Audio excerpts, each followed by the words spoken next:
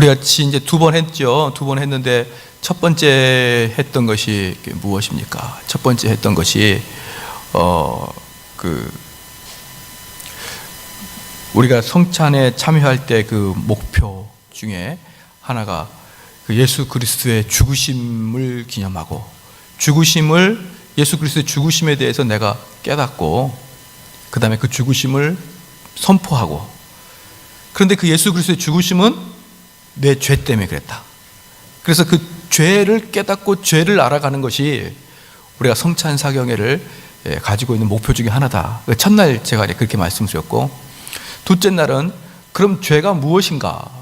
우리가 그 죄가 보편적으로 생각하는 그런 죄인가로 봤을 때 우리가 생각하는 것과는 다르게 어떻게 더 광범위하고 본질적으로 우린 죄의 어떤 시스템 안에 갇혀 있다. 그래서 우리 개인은 그 죄를 도저히 넘볼 수가 없다. 이제 오늘은 두 번째에 대한 이야기를 할 건데, 두 번째 목표에 대해서 이야기할 텐데, 제가 이렇게 생각해 보니까 한 나흘 정도 하면 딱 좋을 뻔했는데, 여러분들이 엄청나게 아쉬워하겠지만 3일로 이제 끝내는데, 나흘 정도 딱 해서 그 죄에 대해서 우리가 구체적으로 잡아내는 법에 대해서는 다음번으로 넘겨야 될 것 같습니다. 다음번으로.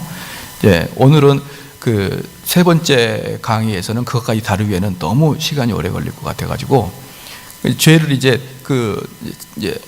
죄가 어떻게 광범위하게 퍼져 있는 걸 아는데, 이제 그 죄에 대해서 우리가 어떻게 이제 대응을 해야 될 것인가, 그것은 다음번 사경회 때 하게 될 것 같습니다. 아니면 중간에 기회가 있으면은 제가 좀 말씀을 그걸 전할까 싶기도 하고. 근데 이제 오늘은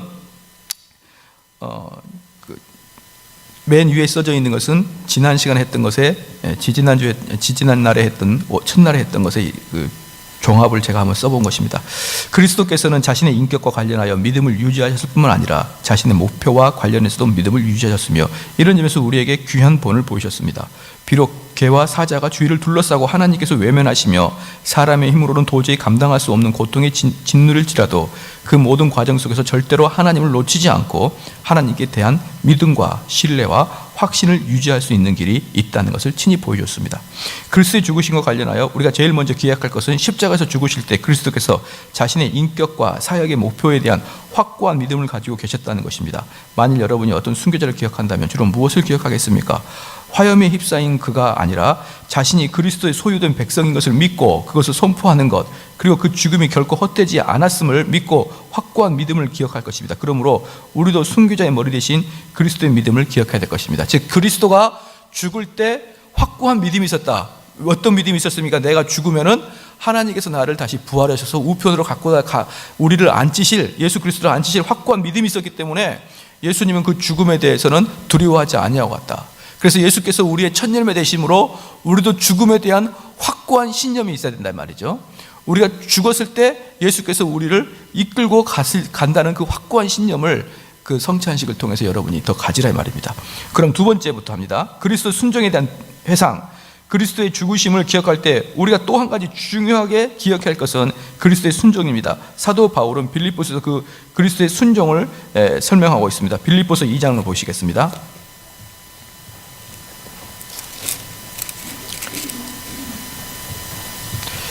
빌립보서 2장 5절에서 8절입니다.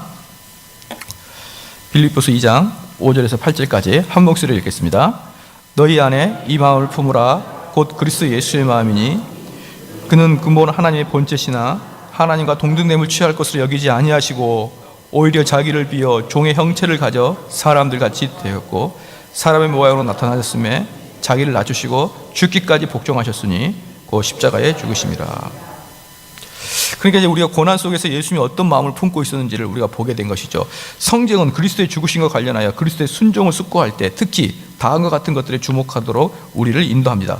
그리스도의 순종의 근본적인 원인이 사랑이었다는 것과 언제라도 기꺼이 순종하고자 하는 그분의 마음, 순종하는 가운데 하나님의 뜻에 온전히 복종하는 것, 그리고 그 가운데서 모든 일을 인내하시는 것, 그리스도의 죽으심과 관련하여 그리스도의 순종을 우리에게 설명할 때 성경은 이와 같은 것을 강조하고 있습니다. 조금 더 자세히 말하면 첫 번째, 인간을 향한 사랑으로 인한 순종입니다. 성경은 그리스도의 죽으심과 관련하여 그리스도의 순종을 우리에게 강조합니다. 그런데 이러한 그리스도의 순종을 생각할 때 우리가 가장 중요하게 숙고해야 할 주제는 단연코 그리스도의 사랑입니다. 왜냐하면 그리스도의 모든 순종은 사랑에서 비롯되기 때문입니다.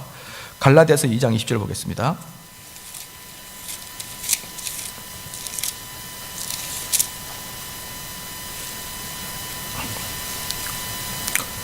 갈라디아서 2장 20절 다시 한번 읽겠습니다. 내가 그리스도와 함께 십자가에 못 박혔나니 그런즉 이제는 내가 산 것이 아니요 오직 내 안에 그리스도께서 사신 것이라. 이제 내가 육체 가운데 사는 것은 나를 사랑하사 나를 위하여 자기 몸을 버리신 하나님의 아들을 믿는 믿음 안에서 사는 것이다. 자, 이것은 지금 바울이 이야기하는 것이거든요. 바울이 왜 이제 내가 육체 가운데 사는 것은 그 다음에 뭐라 했습니까? 나를 사랑하사 나를 위하여 자기 몸을 버리신 하나님의 아들을 믿는 믿음이다. 그래서 그리스도의 모든 순종의 사랑은 우리 인간을 사랑하는 데서부터 시작된다. 그리스도가 우리를 위해 죽으신 것은 우리를 사랑하시기 때문입니다.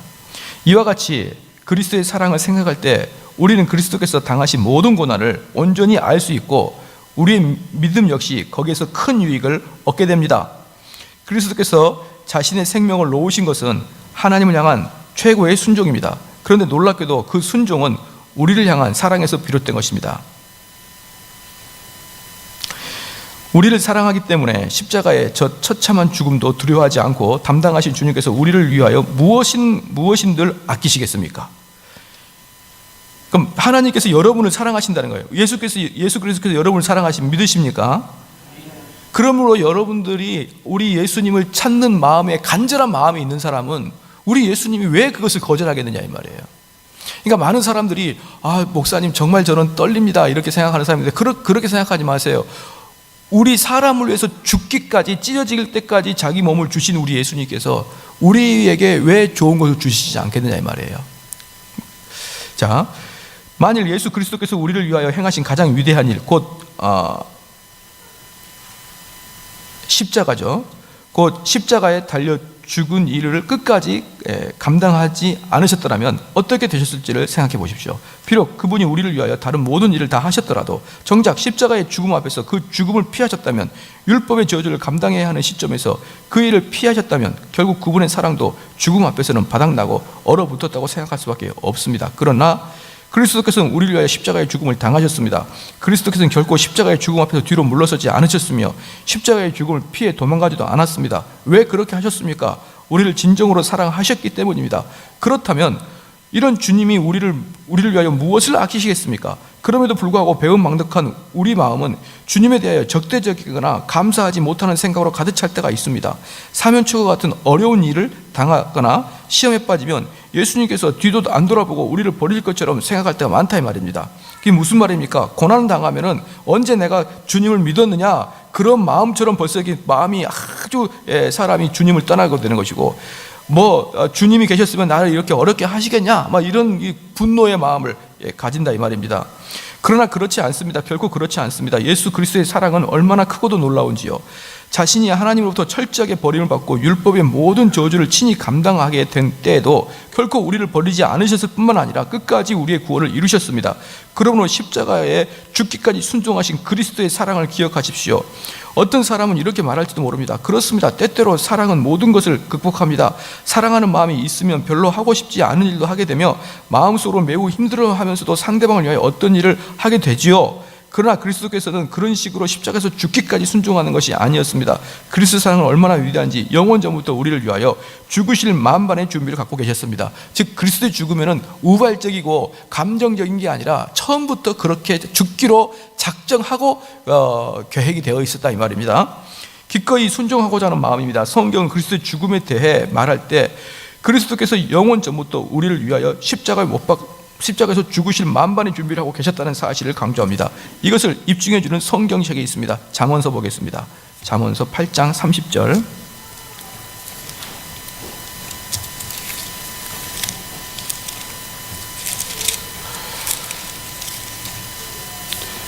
잠언 8장 30절, 31절. 같이 한번 크게 한번 읽어보십시오. 시작.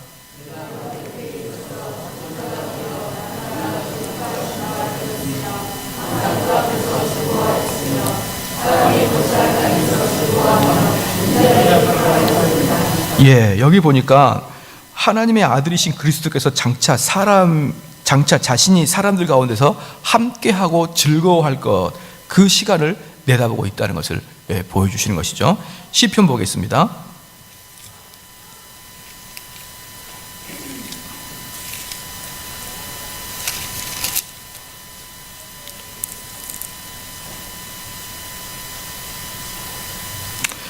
시편 40편 6절부터 8절까지입니다. 같이 한번 읽겠습니다. 시작. 주께서 나의 귀를 통하여 들리시기를 제사와 예물을 기뻐하시며 번제와 속죄를 요구치 아니하신다 하신지라. 그때 내가 말하기를 내가 왔나이다. 나를 가리켜 기록한 것이 두루마리 책이었나이다. 나의 하나님이여 내가 주의 뜻을 행하기를 즐기오니 주의 법이 나의 심중에 있나이다 했다. 그 단어 써볼까요? 예수님은 하나님의 뜻을 행하기를 즐거워하셨다. 하나님의 뜻을 행하기를 즐거워하셨다. 여기에서도 어제 말씀드렸던 그 원리가 나옵니다. 어제 그 죄에 대해서 이야기하게 되면서 왜 우리 안에는 자체적으로 죄가 형성되는 조직이 되어 있다 그랬죠. 우리 몸속에는. 그리고 원래 우리가 하나님의 형상을 닮은 것은 우리 몸에서 추방이 되어버린 상태죠. 그렇기 때문에 내 안에 있는 그 죄의 법은 원래 내 토양에서 난 것이고 하나님의 법은 외부에서 나한테 들어와야 되기 때문에 외부에서 들어온 것들을 웬만해서는 이 속에 토양을 잡고 있는 애들을 파서 드러내지를 못하는 것이죠. 그런데 하나님의 법이 내 심중에 들어와서 내 심중에 그 마음밭에 팍팍 새겨지는 그러한 일이 생길 때는 그게 바로 하나님의 법이 죄의 법을, 사망의 법을 지금 쫓아냈다고 말씀을 했습니다. 그런데 오늘 8절 말씀에 시편 40편 8절 말씀에 나의 하나님이여 내가 주의 뜻을 행하기를 즐기오니 주의 법이 나의 심중에 있나이다. 그러니까 주의 법이 내 심중에, 내 양심밭에 새겨진 사람만이 주님의 법도를 순종할 수 있는 거예요. 그러니까 겉으로 아무리 이렇게 하십시오 저렇게 하십시오라고 이야기를 들을지라도 그것이 내 심중에 깊숙하게 새겨지지 아니한 사람들은 절대로 하나님의 법도를 실천할 수 없다는 것을 아셔야 되는 것입니다. 자, 그렇다면 예수 그리스도께서 즐거워하신 하나님의 뜻이 무엇인가? 히브리서 10장 10절 보겠습니다.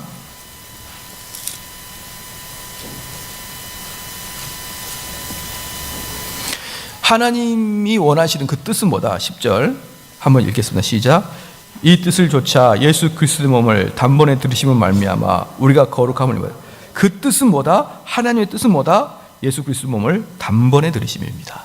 예수 그리스도의 몸을 단번에 들으시는 게 하나님의 뜻이었습니다.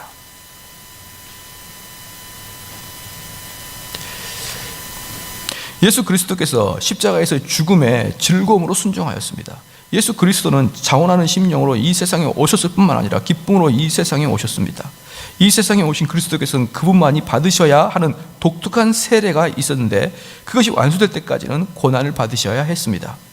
그러나 그리스도는 사람의 영혼을 사랑하셨기에 또한 하나님의 영광을 위한 저 놀라운 구원의 계획과 사역을 사랑하셨기에 그 모든 어려움에도 불구하고 자신의 사역을 즐겁게 감당하셨습니다.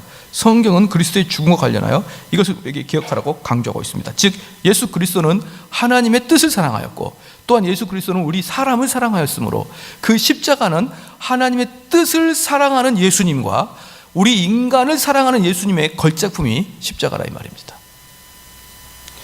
3번 그리스도의 온전한 순종. 또한 성경은 그리스도의 죽으심에 대해 말할 때 그리스도께서 하나님 아버지가 맡기신 사역에 얼마나 철저히 순종하셨는지를 기억하라고 강조합니다. 그리스도 자신도 이것을 강조하고 있습니다. 이사야서 50장 보겠습니다.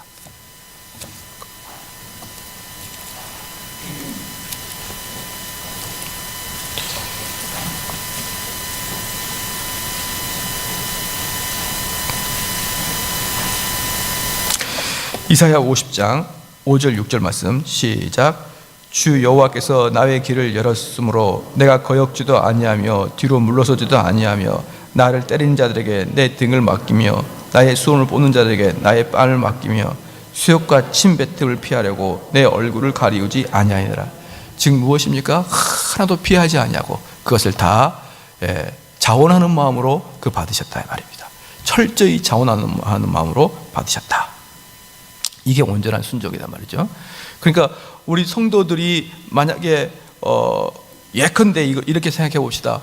누군가가 명령을 했을 때 속으로 이거 되게 하기 싫다.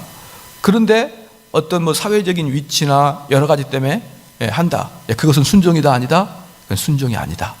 순종은 뭐냐? 그 일을 기쁨으로 즐거워함으로 할 때가 비로소 순종이 되는 것이죠. 그 일을 하고 안 하고를 떠나서 함에도 불구하고 그 사람이 짜증을 내고 의도적으로 억지로 하는 것들은 참된 순종이라고 말할 수가 없는데, 우리 예수님께서는 자기의 십자가의 죽음을 기꺼이 기쁨으로 하셨다. 네 번째, 고난 속에서 인내. 또한 우리는 그리스도께서 고난을 받으시는 가운데 어떻게 인내하신지를 기억하겠습니다. 이사야서 53장 7절입니다. 이사야 53장 7절 같이 읽겠습니다. 시작. 그가 곤욕을 당하여 괴로울 때에도 그 입을 열지 아니하였으며 마치 도수장으로 끌려가는 어린 양의 털 깎는 자 앞에 잠잠한 양같이 그 입을 열지 아니라. 우리 주님은 고통과 비방과 조롱 속에서도 입을 열지 않고 인내하심으로 참으셨다. 인내하심 참으셨다. 히브리서 12장 2절 보겠습니다.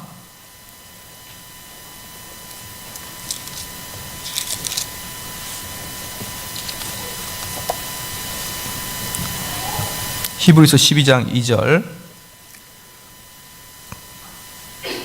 같이 읽겠습니다. 믿음의 주여 또 온전케 하시는 이인 예수를 바라보자. 저는 그 앞에 있는 즐거움을 위하여 십자가를 참으사 부끄러움을 개의치 아니하시더니 하나님 보좌 우편에 앉히느니라. 써볼까요? 십자가를 참으셨다는 것은 문자적으로 십자가상의 고통을 참았다는 뜻입니다. 여기에서 십자가를 참았다는 것은 십자가에서 달렸을 때 그 고통을 인내하면서 참으셨다는 뜻이에요. 실질적으로.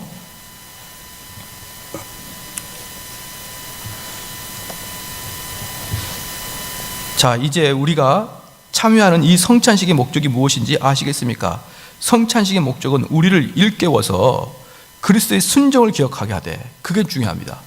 그리스도의 순종. 우리가 성찬식을 참여할 때 항상 여러분의 마음속에 가져야 될 것은 뭐다?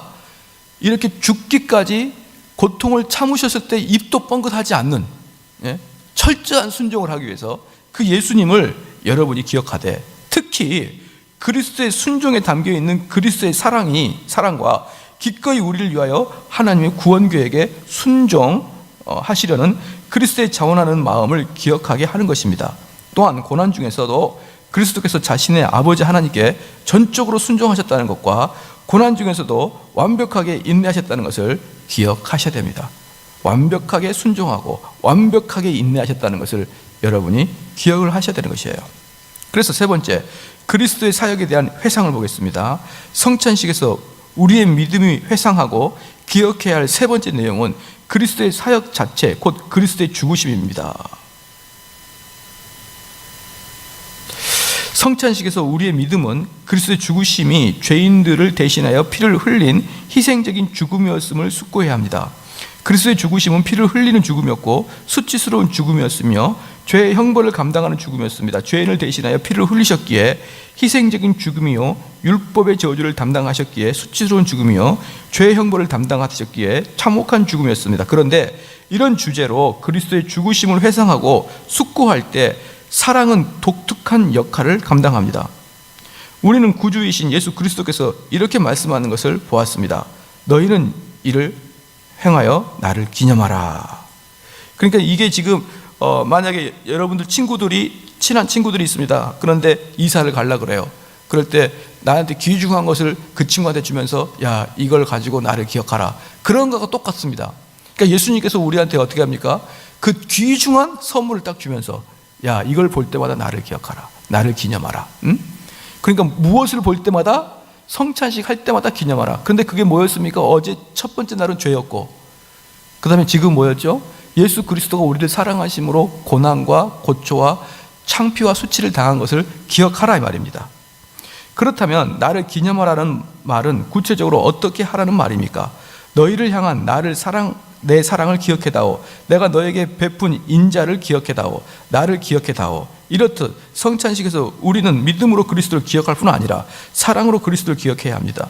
그리고 믿음이 그리스도의 죽으심을 기억하면서 그리스도의 은혜를 함께 기억하고, 그리스도의 은혜를 기억하면서 그리스도의 인격도 함께 기억하듯이, 사랑은 그리스도의 죽으심을 기억하면서 그리스도의 인격을 함께 기억하고, 그리스도의 인격을 기억하면서 그리스도의 은혜도 함께 기억합니다. 성찬식에는 드러나는 그대로 말입니다. 그리스도께서는 나를 기념하라고 말씀하셨습니다. 이 말은 나를 향한 사랑으로 너희 마음을 가득 채우고 나를 기념하라는 뜻입니다. 그런데 사랑으로 그리스도를 기억하고 기념하는 일은 성찬식에서 우리가 다음 세 가지를 행할 때 비로소 됩니다. 그럼 어떻게 해야 우리가 사랑하는 마음으로 그를 기억할 수 있을까? 첫 번째, 그리스도를 기뻐하는 일입니다.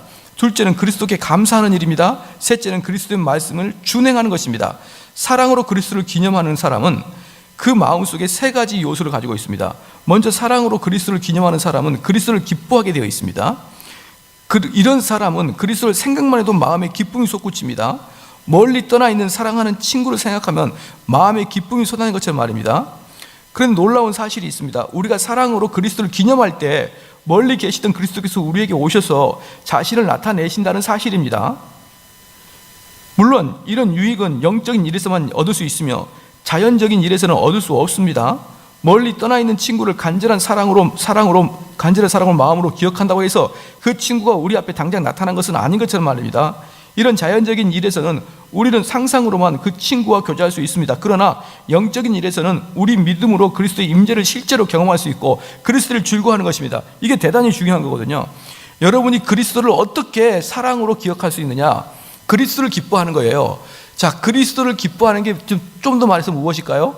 그리스도에 대한 이야기, 그리스도에 대한 이야기를 들은 것이죠. 예를 들어서 이거랑 똑같다고 생각해 보십시다. 만약에 여러분의 그 자녀가 너무너무 훌륭한 일을 했습니다. 그래서 그 학교에서 최우등상을 받았습니다. 그러면 나는 가만히 있는데 내 주변에서 내 자녀에 대한 이야기를 막 하는 거예요. 야, 걔가 이번에 최우등상을 받았다며, 아이고 걔가 평상시도 그렇게 착하다며, 그렇게 이야기를 자꾸 해주면은 여러분 기분이 어때요? 기뻐지죠. 그러니까 그 자녀는 지금 나한테 없는데, 그 자녀는 다른 데 있는데 여기에 있는 사람들이 그 자녀에 대해서 자꾸 이야기를 해주면 기뻐지는 거예요. 마찬가지로 여러분이 예수 그리스도 기뻐한다는 게 뭐냐 그러면 예수 그리스도에 대한 이야기가 자꾸 들리는 곳에 있는 것을 기뻐하는 거예요. 그것 소리를 자꾸 들으면은, 그런데 자연적인 상태에서는 내가 우리 아들에 대한 칭찬을 계속 들으면 기분은 좋아져. 기분은 좋아지는데 그게 실제입니까? 상상입니까? 상상이죠. 우리 자녀는 나한테 오지 않는단 말이에요. 그런데 우리가 예수 그리스도를 기뻐하게 되면 그 기뻐할 때는 영이 우리에게 오신다 이 말이에요. 그러니까 우리 성도들께서 성찬식을 사용할 때 성찬식에서 예수 그리스도가 우리를 그렇게 사랑하셨고, 그래서 우리를 위해서 피와 물을 다 쏟으셔서 우리를 위해서 죽으셨고, 우리를 절대 버리지 않는 그 예수님에 대해서 듣고 기뻐할 때 그 예수님께서 실제적으로 성찬식에 같이 참여하신다 이 말이에요. 그게 첫날 말씀드렸던 영적 임재설이다 이 말이에요. 영적 임재설은 어떨 때 영적 임재설이 생겼습니까? 성찬식에 대한 개념을 분명히 알고 있을 때 그 사람에게는 성령의 은혜와 감동을 주신다 이 말입니다. 할렐루야. 그런데 그게 뭐죠? 기뻐하는 거예요. 기뻐하는 거. 그게 바로 우리가 하나님을 사랑하는 것입니다. 예수님을 사랑하는 것이에요. 즐거워하는 것이고, 둘째, 사랑으로 그리스도를 기념하는 사람은 그리스도를 향하여 감사하는 마음을 늘 가지고 있습니다. 그러나 그리스도의 인격을 바라보면서 그리스도를 사랑하는 사람은 늘 감사가 넘치게 되어 있습니다. 즉 무슨 말입니까? 감사하다는 게 늘 있는 거예요. 성찬식은 그리스도를 향한 우리의 감사를 표현한 특별한 자리입니다. 성찬식을 제정해 주신 그리스도께서 떡과 잔을 들고 축사하셨던 것처럼 우리도 떡과 잔을 받으면서 그리스도께 감사를 표현한 것입니다. 그러니까 여러분들이 그냥 감사하는 것입니다. 어떻게 감사하는 거예요? 그냥 우리가 예수 그리스도를 생각하면 기뻐하는 것만으로도 감사하는 거예요. 또 하나, 내가 예수 그리스도를 기뻐할 수 있도록 이 교회가 여러분을 이끌어 주심을 감사하는 거예요. 할렐루야. 그래서 그 성찬식을 베풀어 준 이 교회가 감사하는 거예요. 그러니까 이 감사하다는 게 허공에 떠 있는 게 아니라 구체적으로 그 감사가 드러나기 시작하는 것입니다. 그래서 여기에서 서로 그 말씀을 좋아하고 기뻐하는 자들은 서로 무슨 마음을 갖게 되냐면 형제와 같은 마음을 갖게 되는 거예요. 형제와 같은 마음. 그렇다 이 말입니다. 그래서 그게 감사의 표현이 그렇게 된다 이 말입니다. 셋째, 사랑으로 그리스도를 기념할 때 우리의 마음은 그리스도의 말씀을 순종하는 자리로 나아가게 됩니다. 그리스도께서 이렇게 말씀하셨습니다. 너희가 내 말에 거하면 참으로 내 제자가 되고, 요한복음 14장 15절에는 너희가 나를 사랑하면 나의 계명을 지키리라. 그래서 그렇게 여러분들이 그리스도의 이야기를 듣기를 즐거워하고, 그래서 그 즐거워하는 마음이 그 다른 말로 말하면 그리스도를 사랑하는 마음인데, 그걸 즐거워하고 사랑하는 마음이면 그걸 기쁘게 그 예수 그리스도의 마음 말씀에 순종하지 않겠느냐 이 말이에요. 이게 다 연결이 되어 있는 것이에요. 우리가 예수 그리스도의 말씀에 순종하는 것은 예수 그리스도에 대한, 예수 그리스도에 관한 말씀을 즐겨 듣는 자만이 그 즐겨 순종할 수 있는 것이에요. 그게 사랑하는 것입니다. 그래서 그리스도의 인격을 바라보면서 그리스도를 사랑하는 심정으로 행하는 모든 일은 우리 마음에 그리스도의 모든 말씀에 순종하고자 하는 새로운 소원과 열망을 심어줍니다. 여기서 중요한 사실은 우리가 스스로 우리의 마음을 잘 관리하여 그리스도의 모든 말씀에 순종하게 만드는 일은 불가능하다는 것입니다. 그리스도의 인격을 바라보면서 그리스도를 사랑하는 마음으로 한 가지 행할 때 비로소 우리 마음에 순종을 향한 소원과 열망이 심기는 것입니다. 이렇게 되면 우리 영혼은 이렇게 탄식할 수밖에 없습니다. 언제쯤 나는 그리스도의 계명을 온전히 순종할 수 있을까? 그리스도께서는 십자가에 달려 죽으실 만큼 나를 사랑하셨고, 그 피로 내 죄를 씻어 주신 만큼 나를 사랑하셨는데, 나는 언제쯤 그리스도의 계명을 온전히 준행할 수 있을까? 나를 그토록 놀라운 일들을 행하신 주님의 계명을, 우리의 믿음과 사랑과 관련하여 그리스도의 죽으심의 목적이 바로 이것입니다. 믿음과 사랑으로 그리스도의 죽으심을 기념하고 기억하는 것입니다. 여기 한번 봐볼까요? 예수 그리스도는 하나님이라고 그랬죠. 그렇기 때문에 예수 그리스도는 무한대입니다. 무한대. 그래서 무한대는 뭐냐 그러면, 우리 성도가 아무리 숫자가 많아도 예수 그리스도는 여러분을 한 명당 개인적으로 만나주신다 이 말이에요. 개인적으로. 아무리 많아도 개인적으로 만나주시거든요. 그러면은 예수 그리스도가 여러분에게 올 때, 저에게 올 때 개인적으로 오신다 이 말입니다. 그래서 나한테 딱 와가지고, 야 대훈아, 나는 너를 위해서 십자가에 못 박혀 죽었고 물과 피를 다 쏟고 내가 죽음으로 너를 사랑한다. 근데 너는 나한테 무엇으로 사랑하냐 물어보면 여러분 뭘로 사랑합니까? 예수님이 우리한테 주는 사랑하고 지금 내가 주님께 드리는 사랑, 이쯤 하면은 내가 좀 열심히 하지 않느냐 한번 비교해 보세요. 우리는 겨우 말씀 좀 더 듣고, 좀 더 말씀 공부하고, 좀 더 봉사하고, 좀 더 헌금 내고, 이거밖에 없잖아요. 근데 우리 주님은, 야, 내가 너를 위해서 목숨과 피를 다 흘렸다. 그래서 이걸 생각할 때마다 어떤 마음이 드는 거예요? 내가 언제나 우리 주님에게 합당한 사랑을 내가 드리고, 이런 탄식 소리가 나온다 이 말이에요. 우리 주님의 사랑을 여러분들이 그걸 진짜 느끼면은, 내가 이렇게까지 죄를 사랑하고 우리 주님이 싫어하는 일을 그렇게 즐겨하는데, 우리 주님이 나한테, 그러니까 온 인류를 대표해서 우리 주님이 돌아가셨다 생각하지 말고 바로 나를 위해서 주님이 피 흘려 돌아가셨다고 딱 생각하면요, 주님이 나한테 준 것과 내가 지금 주님께 좀 드리고 있는 것과는 비교할 수가 없는 것입니다. 그때 비로소 아이고야, 내가 어떻게 해야 주님을 사랑할까, 이런 탄식이 여러분에게 나타나야 되는 거예요. 그 탄식이 뭡니까? 주님을 사랑하는 것이고 주님의 말씀을 듣기 기뻐하는 것이고, 그게 다 연관이 되어 있습니다. 그래서 탄식과 기쁨과 소망과 사랑과 이게 버무려서 여러분 영혼에 드러나야 되는 것입니다. 할렐루야. 그런데 우리가 주님에 대해서 이제 성찬식의 직접적인 목표를 넘어가기 전에 제가 몇 가지만 말씀드리고 넘어갈게요. 주님을 위해서 우리가 공부를 할 때조차도 1시간, 2시간 하면 지쳐요. 이제 지친다. 아까는 분명히 주님에 관한 이야기를 하게 된다 그러면 막 기뻐해야 되는데, 왜? 내가 사랑하는 분이니까. 내가 사랑하는 사람들에 대해서 누군가가 칭찬해주면은 한량없이 그 칭찬에도 이제 그만해라 이렇게 하면서도 즐거운 마음으로 막 즐거워하는데, 우리 주님의 이야기를 뭐 한두 시간 하다 보면은 사람들이 지쳐하는 거예요. 또 더 나아가서 사람들이 이제 예수님과 하나님에 대한 이야기에 지쳐하니까 이제 무슨 이야기를 하게 되냐면 우리들의 삶에 대한 이야기로 바꿔 나가는 겁니다. 그래서 많은 경우에 하나님과 예수님에 대한 설교와 하나님과 예수님에 대한 성경 공부를 가리키는 게 아니라 우리가 어떻게 해야 하나님께 쓰임받는 사람이 되는가, 그것에 관심을 갖는 거예요. 싹 바뀌어버린 것입니다. 원래는 우리가 한량없이 해도 즐거운 게 뭐냐 그러면 예수님에 관한 이야기만 해도 한량없이 즐거워야 되는데, 이제 예수님에 대한 이야기를 하게 되면 지겹고 이제 재미가 없으니까 어떻게 하여야 우리가 하나님께 쓰임받는 종이 될 것인가만에 관심을 가지고 우리에 대한 이야기, 사람에 대한 이야기로 거의 시간을 허비한 적이 있습니다. 어떤 교회에 설교를 좀 들어봤습니다.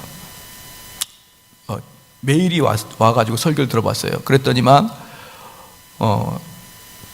10월 며칠 날 목요일 저녁에 그 세미나를 하는데 구원이란 무엇인가 라는 제목으로 세미나를 한다 그래서 제가 얼른 메일이 왔길래 들어가 봤어요. 그랬더니만 냄새가 아주 흉흉한 게 이게 개혁주의나 보수주의가 아니라 흉흉한 게 이게 진보주의인 것 같아요. 그래서 진보주의에서는 구원을 어떻게 이야기할까, 그래서 제가 한번 가보려고 하면서 그래서 가차없는 질문을 쏟아내려고 지금 마음 먹고 가려고 하는데, 그 교회에 들어가가지고 제가 그 목사님의 설교를 들어봤어요. 그 목사님도 아니고 무슨 간사가 설교를 하더라고요. 거기는 벌써 이 목사님에 대한 위치가 그냥 똑같다고 보는 거예요.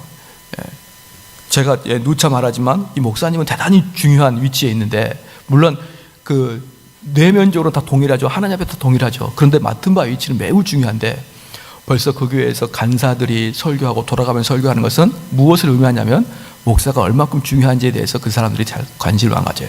그런데 그분의 간사가 이야기를 하는데 마침 설교의 주제가 뭐였냐면은 교황이 왔을 때, 이 제목이었어요. 교황이 왔을 때. 그래서 만약에 우리나라에 교황이 와서 로마 카톨릭으로 수많은 사람이 넘어갈 때 과연 우리는 그들에게 그쪽으로 가라 말라 이렇게 해야 되냐, 그래 로마 카톨릭 교회로 가라 아니면 가지 마라, 어떻게 이야기해야 되느냐, 이제 이렇게 딱 운을 띄우더니만 뭐라고 하냐 그러면 그게 중요한 게 아니고 뭐가 중요하냐면 교황의 메시지를 로마 카톨릭도 개신교도 받아야 된다라고 이야기하더라고요. 교황이 우리에게 던져주고 가는 그 화두, 벌써 화두라고 하는 게 벌써 이게 진보주의다 하는 얘기예요. 우리 보수주의는 화두, 이렇게 화두는 여기 불교인들이 쓰기 때문에 잘 안 쓰는데, 로마 카톨릭에서 교황이 우리나라에 던져주고 왔던 화두, 딱 이렇게 얘기하면서 참된 리더자의 모습. 그때 우리 이런 세월호 사건으로 박근혜 대통령과 정부는 어디 갔으면 계속 30분을 세상 이야기를 해야 되는 거예요. 그래서 언제나 설교 말씀 들어갈까 계속 듣다가 사경의 준비도 해야 되고 그래서 끊고 나왔는데 30분 내내 이 국가의 리더십의 부재 현상, 세월호 사건 왔을 때 우리나라의 그 우왕좌왕했던 모습, 그 이야기를 계속 해나갑니다. 그런데 거기에 앉아있는 사람들은 그 간사의 설교가 정의롭고 올바른 이야기를 한다고 생각할 수 있지만, 제 생각에는 하나님과 예수님을 한마디도 얘기 안 하는 나쁜 놈이라는 생각이 드는 거예요. 네? 교회에서 그런 이야기하면 안 되죠. 교회는 누구를 이야기해야 됩니까? 하나님 이야기를 해야 되는 거예요. 하나님 이야기를, 예수님 이야기를 해야 되는 것입니다. 그런데 그 사람은 자기가 얼마나 얼굴은 안 나오는데 음성으로만 들렸거든요. 그 음성 자체에 얼마나 교만기가 있는지, 자기가 무슨 정의의 사도예요. 그때 우리나라 대통령 어디 있었습니까? 이러면서. 사랑하는 성도 여러분, 우리가 국가를 찬양하고 국가를 위해서 하는 그런 말 아닙니다. 강대상에서는 그런 얘기 하는 게 아니에요. 강대상에서는 그냥 하나님에 관한 이야기, 예수님에 관한 이야기만 해야 되지, 왜 그 자리에서 거기에 젊은 사람이 많은 것 같더라고요. 보니까 그런 것에 현혹돼서, 그런 정의로움에 현혹돼서. 사랑하는 성도 여러분, 정의로울 수 있습니다. 그러나 신앙은 아니에요. 그들이 옳을 수 있습니다. 그러나 설교단상에서는 그런 얘기 하는 게 아니에요. 그래서 우리가 하나님의 이야기를, 예수 그리스도에 대한 이야기만 하더라도 사람들이 그 이야기로 1시간, 2시간을 즐거이 기뻐 듣는 그런 교회가 돼야 되는 것이에요. 할렐루야. 우리 인간에 대한 이야기를 하나도 하지 아니하고도, 하나도 안 하고도 그 시간을 기뻐하는 그러한 교회가 되기를 저는 원합니다. 그 다음에 성찬식의 직접적인 목표입니다. 고린도전서 11장 26절을 펴보고 하겠습니다.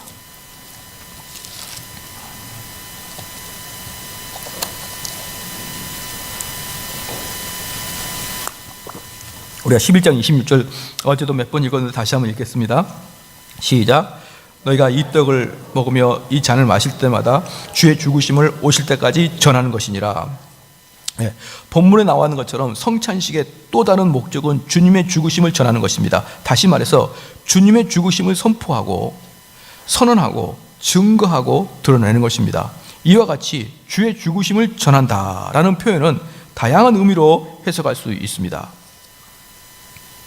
주님의 죽으심을 전하는 것은 다음에 두 가지 방법으로 이루어집니다. 첫 번째 방법은 주님의 죽으심을 우리 자신에게 나타내는 것이고, 두 번째 방법은 주님의 죽으심을 다른 사람들 앞에서 고백하는 것입니다. 첫 번째, 주님의 죽으심을 자신에게 선포하는 방법입니다. 기독교 신앙을 가지고 있는 사람들은 이런 일을 중요하게 여깁니다. 또한 하나님도 이것을 중요하게 여기십니다. 그래서 하나님께서는 사람들이 마음에 그리스도를 나타내기 위하여 이 일을 시작하셨습니다. 그런데 믿음이 없는 사람들은 하나님이 인정하시는 방법이 아니라 오히려 자신들이 상상력과 공상에 의해 그리스도가 나타나길 원합니다. 이게 문제예요. 사람들은 우리 그리스도를 알 때 어떻게 알고 있냐 그러면 자기의 공상대로 우리 그리스도를 알 마음을 먹어버린 거예요.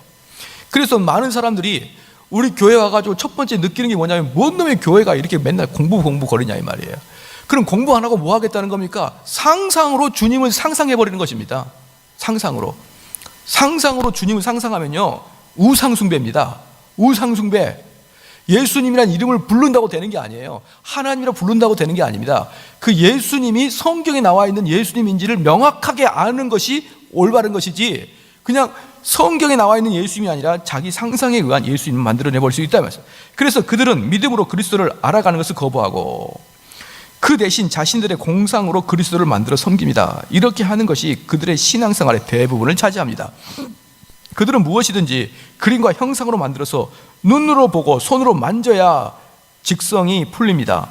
그래서 예수님의 십자가도 부활도 승천도 행하신 모든 일도 그림이나 형상으로 만듭니다. 그러나 이것은 하나님이 원하신 바가 아닙니다. 하나님의 방법은 성도들의 믿음에 그리스도를 나타내는 것입니다. 하나님께서 성도들의 믿음에 그리스도를 나타내는 데는 세 가지 방법이 있습니다. 첫째, 기록된 복음의 말씀을 사용하는 것입니다. 두 번째, 말씀의 선포와 복음의 사역을 사용하는 것입니다. 그리고 오늘 세 번째가 중요한 게 뭐냐면 성례를 사용하는 방법입니다. 특히 성찬식에서 하나님은 우리 영혼의 믿음의 주의 죽으심을 나타내고 제시합니다. 첫 번째, 기록된 복음의 말씀을 사용합니다. 하나님께서 기록된 말씀을 사용하여 그리스도를 나타내십니다. 그래서 성경이 그리스도를 설명하고 묘사하는 말씀이 그렇게 많은 것입니다. 그런 말씀은 성경을 읽는 사람의 마음에 그리스도를 사랑스러운 분으로 비춰주십니다. 특히 아가서는 대부분 이런 목적으로 기록되어 있습니다. 아가서는 그리스도의 아름답고 탁월함을 신비스럽고 비유적으로 묘사하고 있습니다. 그래야 그것을 읽는 성도들의 마음에 그리스도를 한없이 사랑스러운 존재로 만들어준다 이 말입니다. 그죠? 아가서 여러분 혹시 아시죠? 어떻게 보면 이게 연애 편지인지 아닌지 막 구별이 안 갈 정도로 이게 막 그런데 이게 사실은 그리스도를 향한 사랑의 편지다 이 말입니다. 아가서 5장을 한번 펴봅시다. 아가서 5장.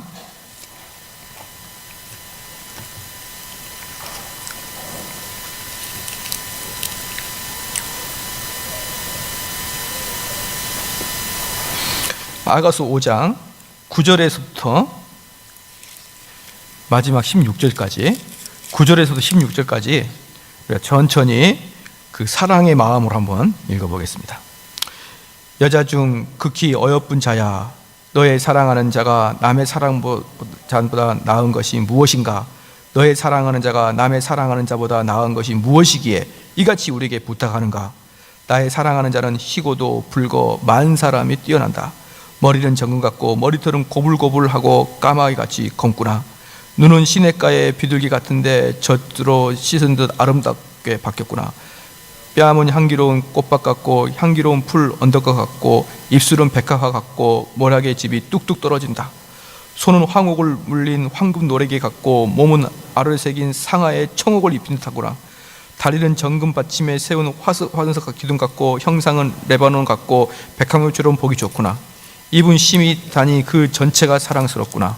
예루살렘 여자들아, 이는 나의 사랑하는 자요 나의 친구일다. 우리 예수님이 우리 신이 너무너무 사랑하니까 그냥 제일 좋은 걸로 갖다 붙여놨습니다. 그렇게 예수님이 사랑스러운 것입니다. 그죠? 구약 성경에 기록된 약속들 가운데 많은 약속들이 성도들의 믿음에 그리스도의 인격을 아름답고 흠모할 만하여 사랑스러운 것으로 드러내고 있습니다. 고린도 후서 3장 18절 보겠습니다.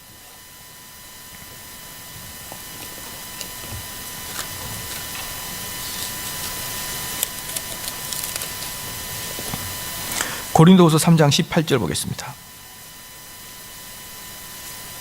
여기 바로 복음의 목적을 잘 나타낸 것입니다. 이 고린도후서 3장 18절은 복음의 목적입니다. 우리 한번 크게 읽겠습니다. 우리가 다 수건을 벗은 얼굴로 거울을 보는 것 같이 주의 영광을 보매 저와 같은 형상으로 화하여 영광으로 영광에 이르려니 곧 주의 영으로 말미암아. 자, 여기에서 재밌는 게 뭐냐 그러면 아주 재밌어요. 여기 이 18절 말씀이 복음은 여기 한번 볼까요? 복음은 뭐와 같다고 그랬습니까? 복음은 뭐와 같다고 그랬습니까? 거울과 같다 그랬어요. 거울. 그러면은 이 성경을 보면은 거울과 같아요. 그럼 성경을 자세히 보면은 요게 거울과 같습니다. 그럼 여기에서 누구의 얼굴이 떠오를까요? 시작. 예? 자기 얼굴이 떠오르는 게 아니라 그리스도 얼굴이 떠오른다고요. 그러니까 이게 거울인데 거울을 계속 보고 있으면 내 얼굴이 떠올라야 되는데 내 얼굴이 아닌 그리스도의 얼굴이 떠오른다 이 말입니다. 한번 봐볼게요. 읽어보겠습니다. 비유하자면 복음은 거울과 같다. 복음을 들여다보면 어떤 형상이 거기에서 비칩니다. 그런데 그것은 우리 자신의 형상이 아닙니다. 복음이라는 거울에 비친 형상은 그리스도의 형상, 즉 복음이 계시하는 그리스도의 형상입니다. 복음이 하는 일과 복음의 목적이 바로 우리에게 그리스도를 나타내는 것이 이게 중요한 것이에요. 복음이 하는 일은 뭐냐? 그리스도를 나타내는 것이다 이 말입니다. 그리스도를 나타낸다. 그러니까 우리가 성경을 자세히 보면은 그 성경 안에서 그리스도가 홀로그램처럼 딱 나타난다 이 말이에요. 그렇죠? 그런데 이렇게 우리에게 비춰진 그리스도를 통하여 우리는 성부 하나님을 보게 됩니다. 그래서 그리스도를 일컬어 하나님의 형상이라고도 하는 것입니다. 왜 예수님을 하나님의 형상이라고 부릅니까? 왜냐하면 보이지 아니하시는 하나님의 영광스러운 모든 속성들이 그리스도 안에서 우리에게 계시되어 있기 때문입니다. 그러니까 우리는 복음이라는 거울, 곧 그리스도를 보여주는 복음이라는 거울을 통해서 그리스도의 형상을 봅니다. 그리고 하나님의 성령께서는 그러한 복음을 효과적으로 사용하여서 우리를 그리스도의 형상으로 변화시켜 갑니다. 이것이 하나님께서 사람의 믿음에 그리스도를 나타내는 위대한 일을 행할 때 사용하는 첫 번째 방법입니다. 여기서 중요한 것이 뭐냐 그러면 골로새서 1장 15절 밑에 단에 써 있는 거, 왜 예수님을 하나님의 형상으로 부릅니까? 왜냐하면 보이지 아니하시는 하나님의 영광스러운 모든 속성들이 뭐 안에 있다? 그리스도 안에 있다. 자, 여기서 중요한 게 뭐냐면 여러분이 예수 그리스도를 보는 것을 무엇으로 보느냐? 성경을 통해서 복음을 통해서, 특별히 복음서를 통해 복음을 통해 보는 거거든요. 특별히 신약을 통해서 보는 것입니다. 특별히 신약을 통해서 보는데 우리가 그리스도를 무엇으로 보느냐? 속성으로 본다. 속성. 그게 중요한 거예요. 그리스도의 속성으로 그리스도를 보는 것이지 그리스도를 어떤 그 형상과 이미지로 보는 게 아니라 이 말입니다. 그러니까 우리가 어릴 때부터 그 자꾸 머리에 새겨져 있는 그 예수 그리스도의 어떤 형상이 있지 않습니까? 그 형상으로 여러분이 그리스도를 자꾸 상상하면 안 되는 거예요. 그리스도를 여러분이 알아간다, 본다. 그럼 그리스도의 속성, 그걸로 내 머리에 완전히 꽉 차 있어야 된다 이 말이에요. 그게 바로 그리스도를 보는 것이고, 그런 식으로 그리스도를 보는 사람, 이제 이게 아주 복음의 효과적이고 아주 독특한 것인데요, 그런 식으로 성경책을 보면서 그런 식으로 그리스도의 속성을 통해서 그리스도를 보는 사람은 성령이 효과적으로 역할하사 나에게 그렇게 내가 그렇게 되게 만들어 버린다 이 말이에요. 내가. 예? 그래서 내가 성경을 계속 보면은 그 성경을 통해서 내 얼굴이 보여야 되는데 내 얼굴이 그리스도처럼 바꿔버린다 이 말입니다. 내 얼굴이 그리스도처럼 바꿔버리는 거예요. 그게 바로 말씀이 우리를 지금 이끌어가는 겁니다. 여러분, 그래서 우리가 구원받은 데 있어서 성경 말씀은 필수적인 거예요. 필수적인 거예요. 성경 말씀은 어떤 사람은 성경을 읽고 마음의 위안을 얻을 수도 있고, 어떤 사람은 교회에서 좀 논쟁 좀 하려고 그러니까 성경 좀 알아야겠다 싶어서 성경을 논쟁적으로 알 수도 있고, 여러 가지로 성경을 알 수도 있는데, 그런 것들은 다 성경을 부차적으로 아는 것이고 별로 쓸모도 없는 겁니다. 진짜 성경을 안다는 것은 뭐냐 그러면 여러분 얼굴이 그리스도처럼 변하게 봐야 되는 거예요. 그리스도처럼. 내 얼굴이 그리스도처럼 변한다는 것은 내가 그리스도와 접속했다는 뜻이고, 내가 그리스도에게 접붙였다는 뜻이고, 그게 바로 구원받은 첫 번째 증거입니다. 첫 번째 증거예요. 그런데 많은 사람들이 그리스도를 이런 방법으로 알아가지 않죠. 그냥 상상하는 겁니다. 기도 속에 상상하는 거예요. 그래서 내가 뭔 죄를 져도 우리 그리스도가 야, 내가 네 마음 다 안다. 맨날 이렇게 상상 나타나는 거예요. 내가 죄 지어가지고 주님 죄송합니다. 그만하면 됐다. 그리스도가 상상으로 나타나는 거예요. 기도 속에. 그건 올바른 그리스도를 본 게 아닙니다. 그리스도는요, 내가 복음을 볼 때 그 복음에서 드러나는 그리스도의 모습으로 나타나야 되는 것이에요. 할렐루야. 그게 바로 첫 번째입니다. 두 번째, 말씀의 선포와 복음 사역을 통하여서 수반됩니다. 갈라디아서 3장 1절 보겠습니다.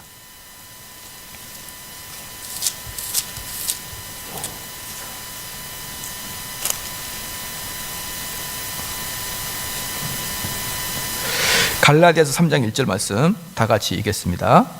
어리석도다 갈라디아 사람들아, 예수 그리스도께서 십자가에 못 박히신 것이 너희 눈앞에 밝히 보이거늘 누가 너희를 꾀느냐. 여기서 지금 사랑하는 성도 여러분, 지금 갈라디아 3장 1절에서 바울이 갈라디아 교인들한테 뭐라고 했냐 그러면, 그래 어리석도다. 지금 이 갈라디아서가 몇 년에 쓰여졌습니까? 한번 봐볼까요? 여기 1절 보니까 AD 56년경에 써있네요. AD 56년경에. AD 56년경이면 우리 주님이 벌써 돌아가셔도 20년 전에 돌아가실 때죠. 그런데 3장 1절에 어리석도다 갈라디아 사람들아, 예수 그리스도께서 십자가에 못 박히신 것이 어떻습니까? 너희 눈앞에 밝히 보이거늘 누가 너희를 꾀하더냐. 왜 20년 전에 예수님 돌아가시는데 어찌하여 이 갈라디아 사람들한테는 예수 그리스도가 밝히 내 앞에서 돌아가실까요? 그러니까 지금 이 갈라디아에 있는 사람이나 여러분이나 예수님 돌아가신 거 못 본 건 매 한 가지예요. 이들은 예수님 돌아가신 거 못 봤다 이 말입니다. 왜? 여긴 갈라디아는 이방 땅이고, 그리고 이방 땅도 넘어서 20년 전에 예수님 돌아가셨는데 바울은 말하기를 너희 눈에 밝히 십자가에 못 박힌 것을 보고 있지 않느냐 이 말이에요. 자, 이게 뭐냐 그러면요, 사도 바울이 눈에 보이는 것처럼 예수 그리스도의 돌아가심을 생생하게 묘사하고 있었기 때문이에요. 생생하게. 그래서 바울의 그 설교는 사람들로 하여금 내 눈앞에서 예수님이 돌아가시는 것 같은 그런 착각을 느낄 정도로 바울은 예수 그리스도의 죽으심을 생생하게 묘사하고 있었기 때문에 사람들은 눈을 보는 것처럼 그렇게 보고 있었다 이 말입니다. 그게 바로 설교자의 일인 거예요. 지금 그러니까 말씀 선포와 복음 사역이 뭡니까? 우리 주님이 여러분이 저한테 설교를 들을 때 어떻게 들어야 됩니까? 생생하게 예수님 돌아가시고 있는 것처럼 보여야 되고, 또 하나 생생하게 내가 지옥 갈 것 같은 것도 느껴야 되는 거고, 내가 생생하게 심판대 앞에서 하나님께 꾸중 들을 것도 생각을 해야 되고, 설교를 들을 때마다 여러분들이 설교를 들을 때마다 양심에 막 찢어지는데, 이게 왜 찢어지냐면 내가 정말 하나님 앞에서 심판을 받을 것 같은 두려움에 빠져야만 되는 거예요. 그래서 조나단 에드워드가 뭐라고 했습니까? 조나단 에드워드 설교를 들으면요, 사람들이 뭐라 그랬냐면 지옥의 유황불 냄새가 코에 느끼는 것 같다라고 느꼈어요. 에드워드의 설교를 들으면. 그러니까 설교를 얼마나 잔인하게 했는지, 예? 잔인하게 했는지 그 에드워드의 설교를 들으면 냄새가 코끝에서 지옥 냄새가 날 정도로 그렇게 무서웠다 이 말입니다. 그렇게 무서웠다. 예? 그래서 지금 이 사역자가 정말 잘하고 있는, 정말 이 사역자가 정말 잘하고 있다는 게 뭐냐면 여러분이 지금 겟세마네 동산 앞에 있다는 느낌이 들 정도로 해야 되는 거예요. 그걸 통해서 무엇을 하는 것입니까? 예수 그리스도 드러내는 것입니다. 예. 그래서 요즘은 주일학교에서 그림을 가지고 설교를 하지만, 그림을 가지고 설교를 하지만 생생함을 못 나타내지만, 우리 바울은 그림 없이 설교했는데 그림을 보듯이 생생하게 설교를 했다 이 말입니다. 생생하게. 창세기 24장을 펼 필요 없고 24장을 보면은요, 누가 나오냐 그러면 아브라함의 늙은 종이 나옵니다. 창세기 24장에 우리 다 아니까 그렇게 이야기를 제가 해볼게요. 24장에 보면은 아브라함의 늙은 종이 나와요. 근데 그 늙은 종의 사명이 뭐냐면 이삭의 아내 리브가를 얻기 위해서 가는 것이죠. 이삭의 아내를 얻기 위해서 갑니다. 그런데 그 늙은 종이 아브라함의 명령을 받아들여 그 일을 진행하는 사역자의 모습입니다. 어떻게 합니까? 일단 그가 목적을 향해서 가죠. 목적을 향해 가서 일단 스탠바이 발견됐다. 저 사람이 리브가가 이삭의 아내가 될 것 같다. 발견되는 즉시 어떻게 합니까? 이 늙은 종은 음식도 여러 가지 환대도 필요 없습니다. 이 여자가 이삭의 아내가 되기로 확정될 때까지 모든 부대 시설은 필요 없고, 그 여인이 이삭과 결혼하겠다고 같이 가겠다고 말을 먹을 때 그때야 식사를 합니다. 즉 복음 사역자들은 예수 그리스도의 신부를 찾아 나설 때, 그죠? 예수 그리스도의 신부를 찾아 나설 때, 아, 저 사람이 예수 그리스도의 신부가 되겠구나 라고 마음을 딱 먹으면은 그 사람 만날 때 오직 목표는 그 사람이 예수님과 함께 접붙임을 당하는 것을 목표로 하고, 환대와 놀이와 그와 친목 관계는 아무 필요가 없고 오직 그가 예수님을 영접할 때까지 그에게 집중하고 꾸준히 하다가 그가 예수 그리스도를 집중하면 그때 하듯이 같이 식사를 하고 교제하는 거예요. 그게 바로 모든 사역자의 일입니다. 여러분도 마찬가지예요. 이건 비단 목사만의 일이 아니죠. 우리 성도가 전도할 때도 마찬가지입니다. 그 사람이 하나님이 보내준 사람 같고 그 사람이 전도로서 괜찮을 것 같다. 아, 저 사람이 내가 전도해야겠다 라고 마음먹으면 그가 예수 그리스도를 영접할 때까지 모든 초점을 거기에 맞춰서 그가 예수님을 영접하도록 여러분이 해야 됩니다. 그게 우리 예수님이 우리에게 전해주신 마태복음 28장에 전해주신 그 내용이라 이 말이에요. 할렐루야. 그게 사역자의 내용이고 그게 바로 창세기 24장 한번 펴볼게요.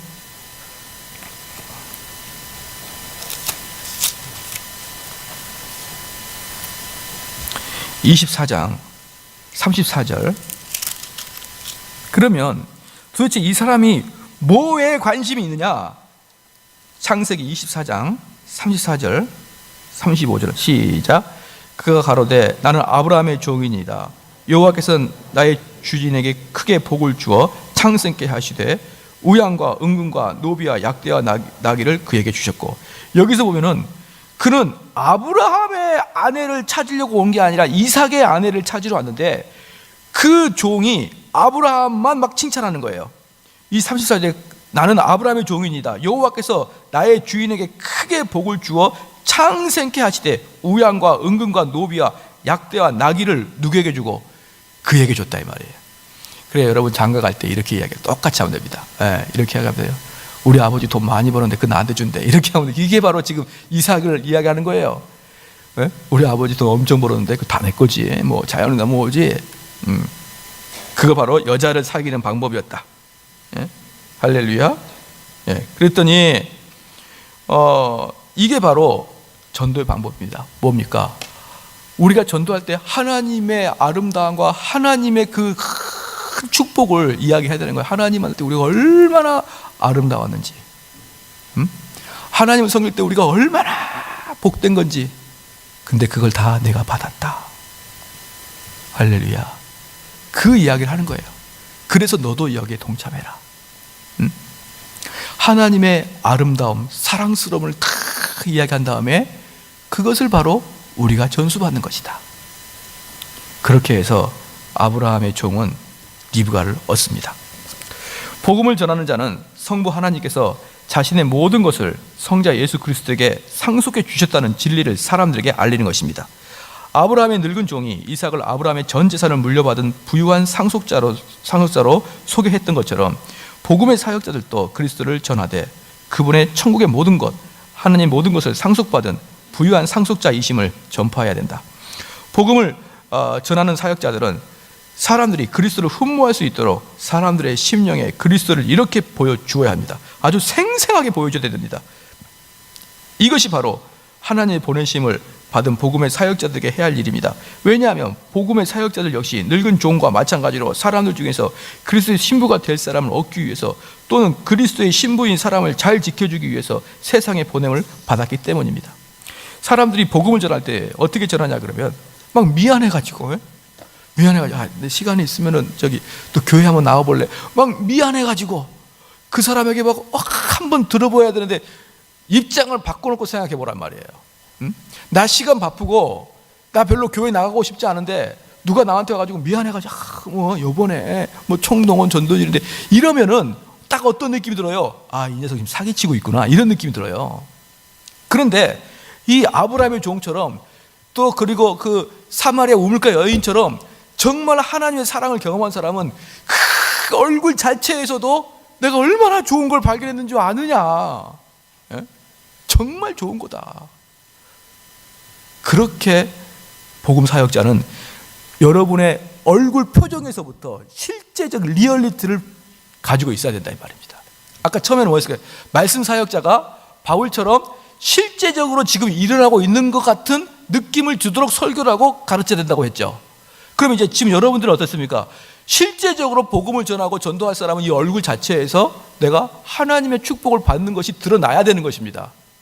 그런데 미안하고 어쩔 줄 모르고 막 한 번만 와주길 바라고 이렇게 나가면은 오지도 않을 뿐더러 한 번 와도 인사차 오는 것이지 복음을 들으러 오는 게 아니에요. 복음을 들으러. 근데 여러분들이 옛날에 만날 때는 무슨 논팽이 갖고 왜 이렇게 답답하나 그런데 한 몇 년을 만났는데 얘가 완전히 변해가지고 그 기쁨에 여기 와가지고 정말 이런 것이 있다라면은 도대체 내가 듣는 게 뭐냐 긁고 오는 거고, 여러분이 한 번만 와줘요 그러면 그래 한 번만 가줄게 이렇게 오는 거예요. 전혀 다른 겁니다. 전혀 다른 거예요. 자, 세 번째 오늘 이제 우리 할 것이 바로 성례를 통해서입니다. 성례를 통해서. 이게 이제 아주 특별한 방법인데요. 이제 우리에게 주는 은혜를 주는 세 번째 수단인 성찬식인 것이죠. 주님이 죽으심을 전하는 방법 중에서 앞에서 말씀드린 두 가지 방법은 일반적인 방법이라고 말할 수 있습니다. 그러나 이 세 번째 방법은 특별한 방법입니다. 하나님께서는 예수 그리스도의 귀한 죽음을 우리의 영혼에 나타내기 위하여 떡과 잔을 선택하셨습니다. 사람들의 어리석은 마음은 의미심장한 어떤 의식을 만들어내기 위해서 예를 씁니다. 그러나 설령 그렇게 의식을 찾아낸다고 하더라도 사람들은 그 의식의 요소 하나하나가 정확하게 무엇인지를 의미하는지를 조차 제대로 알지 못합니다. 반면 성찬식의 경우는 다릅니다. 하나님께서 성찬식의 목적과 성찬식의 내용을 정확하게 맞아떨어지게 만드신 것을 보면 성찬식에는 하나님의 위대한 지혜가 담겨 있음이 분명합니다. 성찬식에 있는 모든 것은 성찬식의 목표와 목적에 적합하게 사용될 수 있도록 맞춤형으로 되어 있습니다. 이러한 성찬식이 지향하는 한 가지 목표는 그리스도의 죽으심을 우리에게 전하는 것인데, 성찬식은 다음 5가지 관점에서 그리스도를 나타냅니다. 첫 번째, 하나님께서 그리스도를 화목제물로 세우신 것에 관련하여 그리스도를 십자가에 죽도록 내어주신 하나님의 위대한 목적은 그를 화목제물로 세우신 것이었습니다. 로마서 3장 25절 보겠습니다.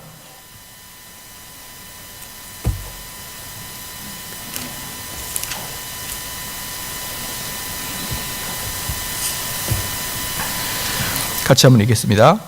이 예수를 하나님이 그의 피로 인하여 믿음으로 말미암아 화목제물로 세우셨으니 이는 하나님께서 길이 참으시는 중에 전에 지은 죄를 간과하심으로 자기의 의로우심을 나타내라 하심이니. 그렇죠?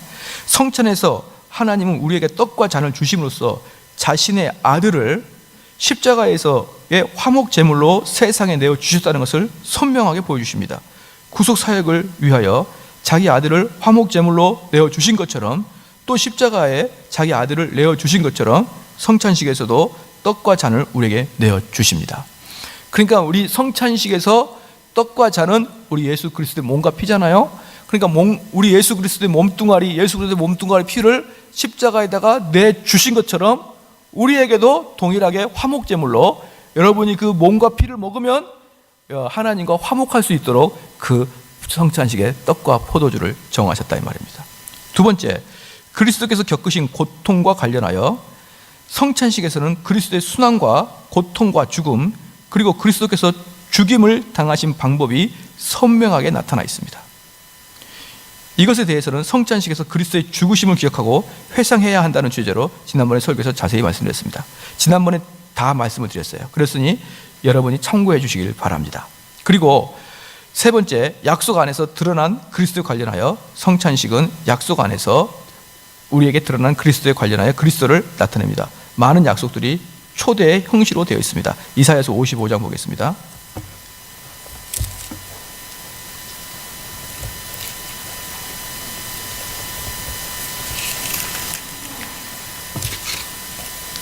이사야 55장 1절 말씀 같이 읽겠습니다.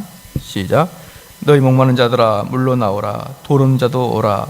너희는 와서 사두되 돈이 없어 값없어서 포도주와 젖을 사라. 그렇죠?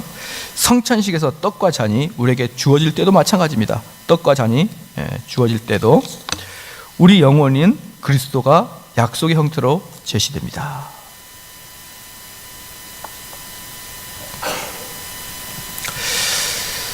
이 성찬식은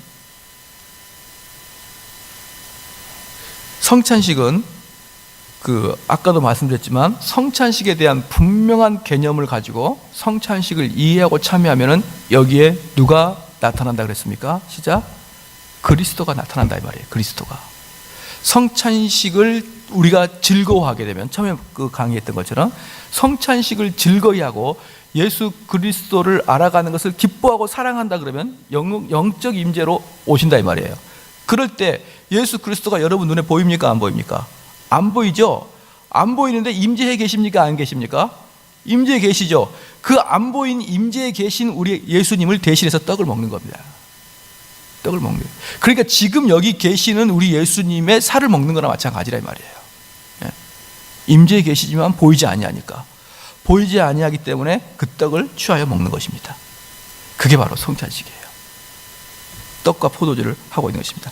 하나님께서 성찬식을 통해 그리스도를 우리 영혼에 제시하고 우리를 초대하십니다. 그러므로 성찬식에서 우리에게 주어지는 떡과 잔은 아무 유익이 없이 주어지는 것이 아닙니다. 그것은 믿는 영혼에게 그리스도를 제시하는 하나님의 은혜를 상징하는 놀라운 수단입니다. 하나님께서는 누구나 믿음으로 그리스도를 영접할 수 있도록 우리 앞에 그리스도를 제시하고 우리를 초대합니다. 이렇게 함으로써 우리에게 주님의 죽으심을 나타내는 것입니다. 네 번째, 믿음을 통해서 그리스도를 영접하는 것과 관련하여 성찬식에는 우리가 믿음을 통해서 그리스도를 영접하는 것과 관련하여 그리스도가 나타납니다. 이것은 참으로 중요한 문제입니다. 왜냐하면 우리가 성찬식을 통하여 그리스도를 영접하지 않는다면 성찬식도 무의미해지고 우리 자신도 아무런 유익을 얻지 못합니다. 그러니까 우리 지금 이사야서 54장에 보니까 55장 1절에 보니까 성찬식을 통해서 많은 기름진 것들을 우리 하나님이 잔치를 배설하고 우리를 초대했는데, 만약에 기름진 것들을 많이 초대했는데 첫 번째는 초대에 응하지 않습니다. 그럼 그 기름진 음식이 아무 소용이 없어요. 두 번째, 초대는 했는데 먹지를 않습니다. 그럼 아무 소용이 없습니다. 마찬가지로 우리가 성찬식에 초대가 됐는데 그 성찬에 초대할 때 그 음식들을 그 어떤 그 음식의 의미가 무엇인지 알고 먹을 때는 그게 기름진 음식으로 된다 이 말이에요. 그런데 성찬식에 참여도 안 하거나 또는 참여해도 아무 뜻 없이 먹는 사람들은 그 잔치에 사실 참여하고 있지 않는다 이 말이에요. 그러니까 지금 하나님께서 우리가 그 예수님을 발견할 수 있는 법을 세 가지를 주셨죠. 예수님 발견할 수 있는 세 가지 뭐였습니까? 시작. 복음, 복음. 두 번째, 복음 사역. 예? 복음 사역. 그다음 세 번째, 성찬식이죠. 이 세 가지가 그리스도를 발견하게끔 하나님이 제정하신 특별한 은혜란 말입니다. 그런데 그 중에서도 복음과 복음 사역은 일반적인 사역이고 성찬 사역은 특별한 사역이라고 했죠. 그 성찬 사역은 실제적으로 그곳에 임재하고 계심이 있는 성찬 사역이라 이 말이죠. 그럴 때 여러분들이 그 정확하게 성찬 사역에 대한 의미를 알고 떡을 먹으면 그리스도와 연합하는 그런 감격에 빠지는데, 그런 것들에 전혀 관심이 없고 개념이 없이 그냥 앉아가지고 떡을 먹으면은 몸만 성찬식에 참여하지 사실은 성찬식에 참여하지 않는 거다 이 말이에요. 전혀 기름진 음식을 먹는 게 아니다 이 말이에요. 그죠? 자, 그것을 지금 이야기하고 있는 것입니다. 그래서 성찬식에서 하나님은 여러분에게 그리스도를 제공해 주십니다. 예, 그런데도 여러분은 그리스도를 영접하지 않는다면 어떻게 되겠습니까? 설령 여러분이 성찬식에 수천 번 참석한다고 해도 여러분은 아무런 유익도 얻지 못할 것입니다. 성찬식이 여러분에게 베풀어지기 전까지 얼마나 많은 일들이 있었는지 생각해 보십시오. 하나님께서는 자기 아들을 이 세상에 보내주셨고 화목제물로 십자가에 내어주셨습니다. 하나님의 아들이신 그리스도께서 십자가에서 자기 자신을 제물로 바치고 순환을 당하였으며 우리 구원을 위해 모든 기초를 닦아 놓으셨습니다. 그리고 이제 하나님께서 약속의 말씀을 통해서 우리에게 그리스도를 제시해 주시면서 누구든지 와서 영생을 얻으라고 초대합니다. 여기서 누구든지 와서 영생을 얻으라 이렇게 초대하기 이전에 엄청난 많은 일을 하죠. 그것들을 우리는 뭐하고 있어야 된다? 숙지를 하고 있어야 되고 그것들에서 깊이 관심을 갖고 있어야 될 때, 그럴 때 우리가 초대가 된 거라 이 말입니다. 성찬식에 앉아있는 것을 초대가 아니라 성찬식에 대한 개념을 우리 머릿속에 확실하게 가지고 있는 자만이 성찬식에 제대로 초대가 되어 있는 것이다 이 말이에요. 그렇게 그것을 모르고 매번 성찬식에 앉아있는 게 무슨 의미가 있느냐 이 말이에요. 그렇죠? 그런데 여러분이 이 모든 것을 믿고 인정하면서도 정작 성찬식에서 예수님을 영접하지 않는다면 어떻게 되겠습니까? 여러분이 이 모든 일에 있어서 아무런 유익도 얻지 못합니다. 성찬식이 어떻게 진행되는지 생각해 보십시오. 거기는 개인적으로 그리스도를 영접하는지 얼마나 놀랍게 잘 나타냈습니까?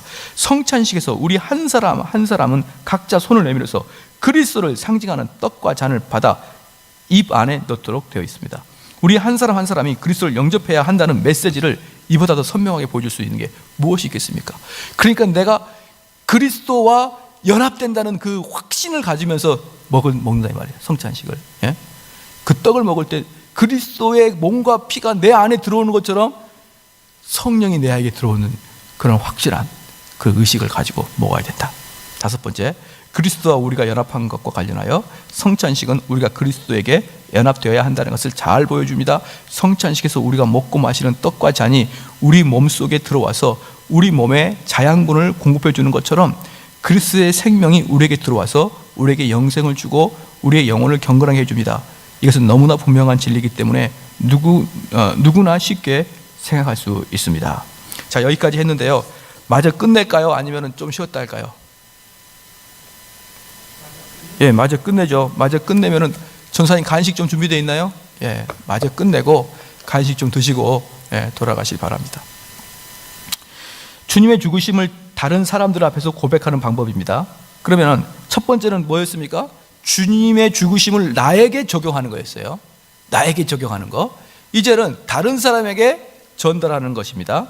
성찬식의 두 번째 목표는 주님의 죽으심을 전하는 것입니다. 두 가지 방법으로 전할 수 있습니다. 첫 번째 방법은 주님의 죽으심을 우리 자신에게 나타내는 것이고, 두 번째 방법은 주님의 죽으심을 다른 사람들에게 고백하는 것입니다. 외적인 신앙 고백입니다.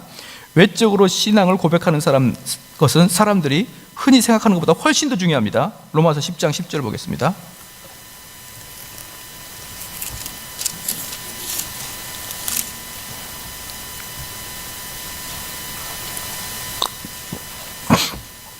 로마서 10장 10절 같이 한번 읽겠습니다. 시작. 사람이 마음으로 믿어 의에 이르고 입으로 시인하여 구원에 이르니라. 자, 여기서 보면은 마음에 사람이 마음으로 믿으면 10절에 뭐의 일이죠? 의의 일이고. 근데 이것은 우리가 누구나 이해할 수 있습니다. 그런데 입으로 시인하여 구원에 이른다라는 게 있거든요. 그러니까 이게 무슨 말이냐 그러면, 마음으로 우리가 믿으면은요, 마음으로 진실되게 믿는 자는 입으로 아니 나올 수가 없다 이 말입니다. 입으로 이야기하면 구원에 이른다 이게 아니고, 마음으로 믿는 자는 이게 입으로 토설되지 않을 수가 없다는 거예요. 내가 그리스도에 대해서 그걸 이렇게 좀 잘 알고 있어야 됩니다. 그래서 고린도후서 한번 봐보겠습니다. 고린도후서 9장 한번 봐볼게요.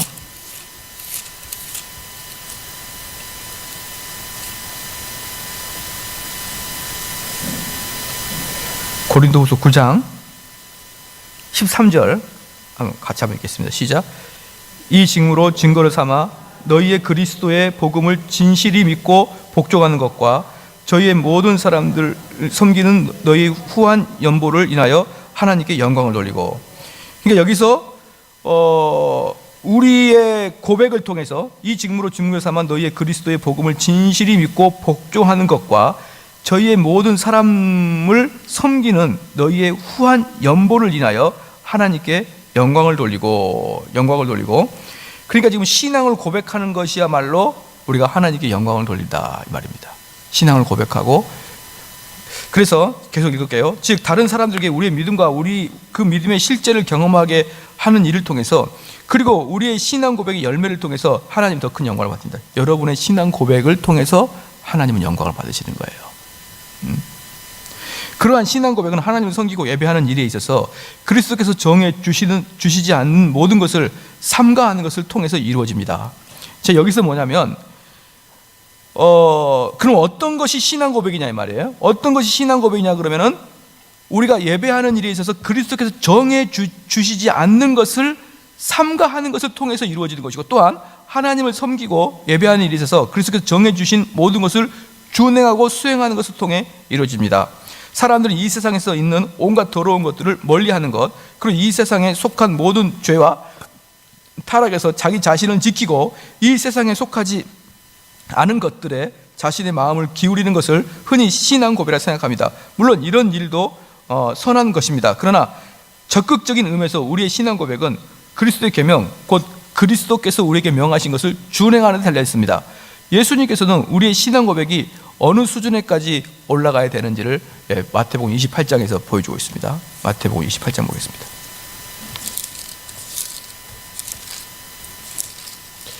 마태복음 28장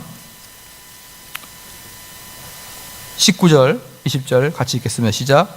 그러므로 너희는 가서 모든 족속으로 제자를 삼아 아버지와 아들과 성령의 이름으로 세례를 주고 내가 너희의 모두한 분부한 것을 가르쳐 지키게 하라. 볼지다 내가 세상 끝날까지 너희 항상. 자, 우리가 이제 여기 이 말씀을 종합해 보면 뭐냐 그러면, 내가 입으로 나의 신앙을 고백하는 게 무엇이냐 그러면, 우리가 예배 시간에 준수하라고 하는 것을 준수하고 준수하지 말라고 하는 것을 준수하지 않는 삶을 살아가는 거예요. 예. 그래서 세상적인 것과 죄악을 멀리하고 거룩한 것을 추구하는 것입니다. 왜 이게 그렇게 해야만 신앙을 고백하게 되냐면, 이렇게 하지 않냐고 죄악 속에 있으면서 여러분 절대로 신앙 고백 못합니다. 술 먹고 담배 피고 온갖 나쁜 짓 다 하면서 주일날 딱 교회 가야 되는데 같이 갈래? 뭐 이런 이야기를 절대로 못하게 되어 있는 것이에요. 너나 잘해라. 막 그러면 그래야지 내가 좀 못했지. 이렇게 겸손하면 안 되는 것이에요. 그가 신앙 고백을 하려 그러면은 이 삶에서 다른 모습이 드러나거든요. 그래서 사람들이 이렇게 여기는 거야. 쟤 혹시 교회 다니는 놈인가? 이렇게 생각할 정도로 여러분이 달라야 되는 것이에요. 그럴 때, 야, 너 교회 다니냐? 그럼 나는 교회 다니지. 나는 새로운 삶을 살고 있단다. 이렇게 이야기해야 되는 것이. 그게 신앙 고백이에요. 그런데 삶은 완전히 개판인데, 야, 총동원 주인들이 나 혼자 가면은 그냥 우리 목사님 손목을 잘라버린단다. 그러니까 꼭 한 명 데리고 와야 돼. 내가 어떻게 할 거야? 한번 올 거야? 이건 신앙 고백이 아니에요. 신앙 고백은 그거랑은 전혀 상관없습니다. 자기의 삶으로 신앙 고백을 보여주는 것이고, 그 삶을 보고 사람들이 독특하게 여기면은 그때 나는 하나님을 믿는 자다라고 이야기하는 거예요. 그럽니까 안 그럽니까? 그런데 그 신앙 고백을 여러분이 어디까지 해야 되느냐?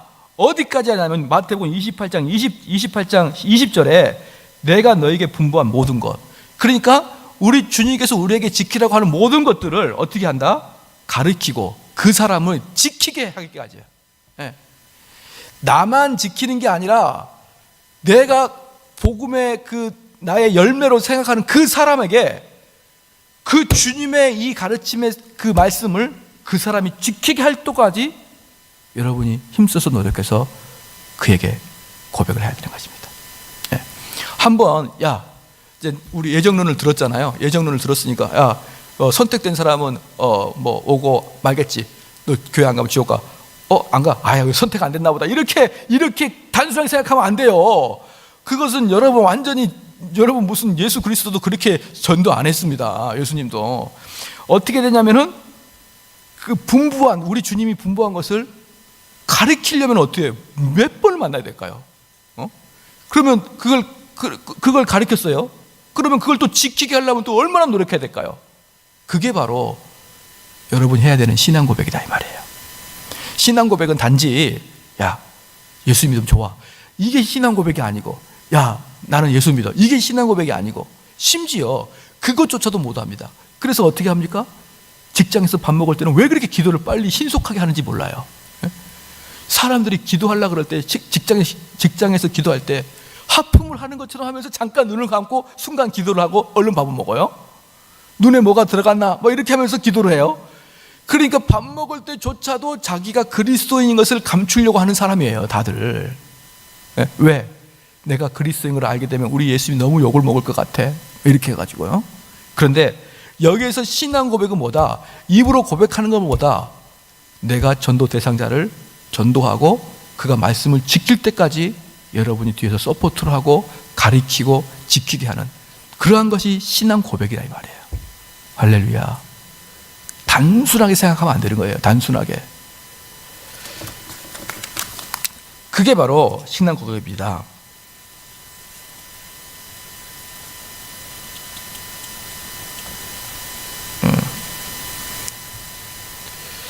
그래서요, 읽었나요? 다른 사람에게 우리의 믿음과 그 믿음의 실제를 경험하게 하는 일을 통해서. 이거 안 읽었죠? 읽었어요? 예.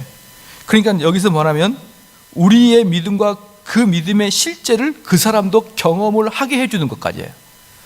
내가 믿고 내가 경험해서 좋은 그 예수 그리스도를 만나서 좋은 것을 내 친구도 경험을 해주게 하는 것, 그게 바로 신앙 고백이다. 여러분 그렇게 하고 계신가요? 한번 해보십시오. 그게 말씀을 순종하는 거예요.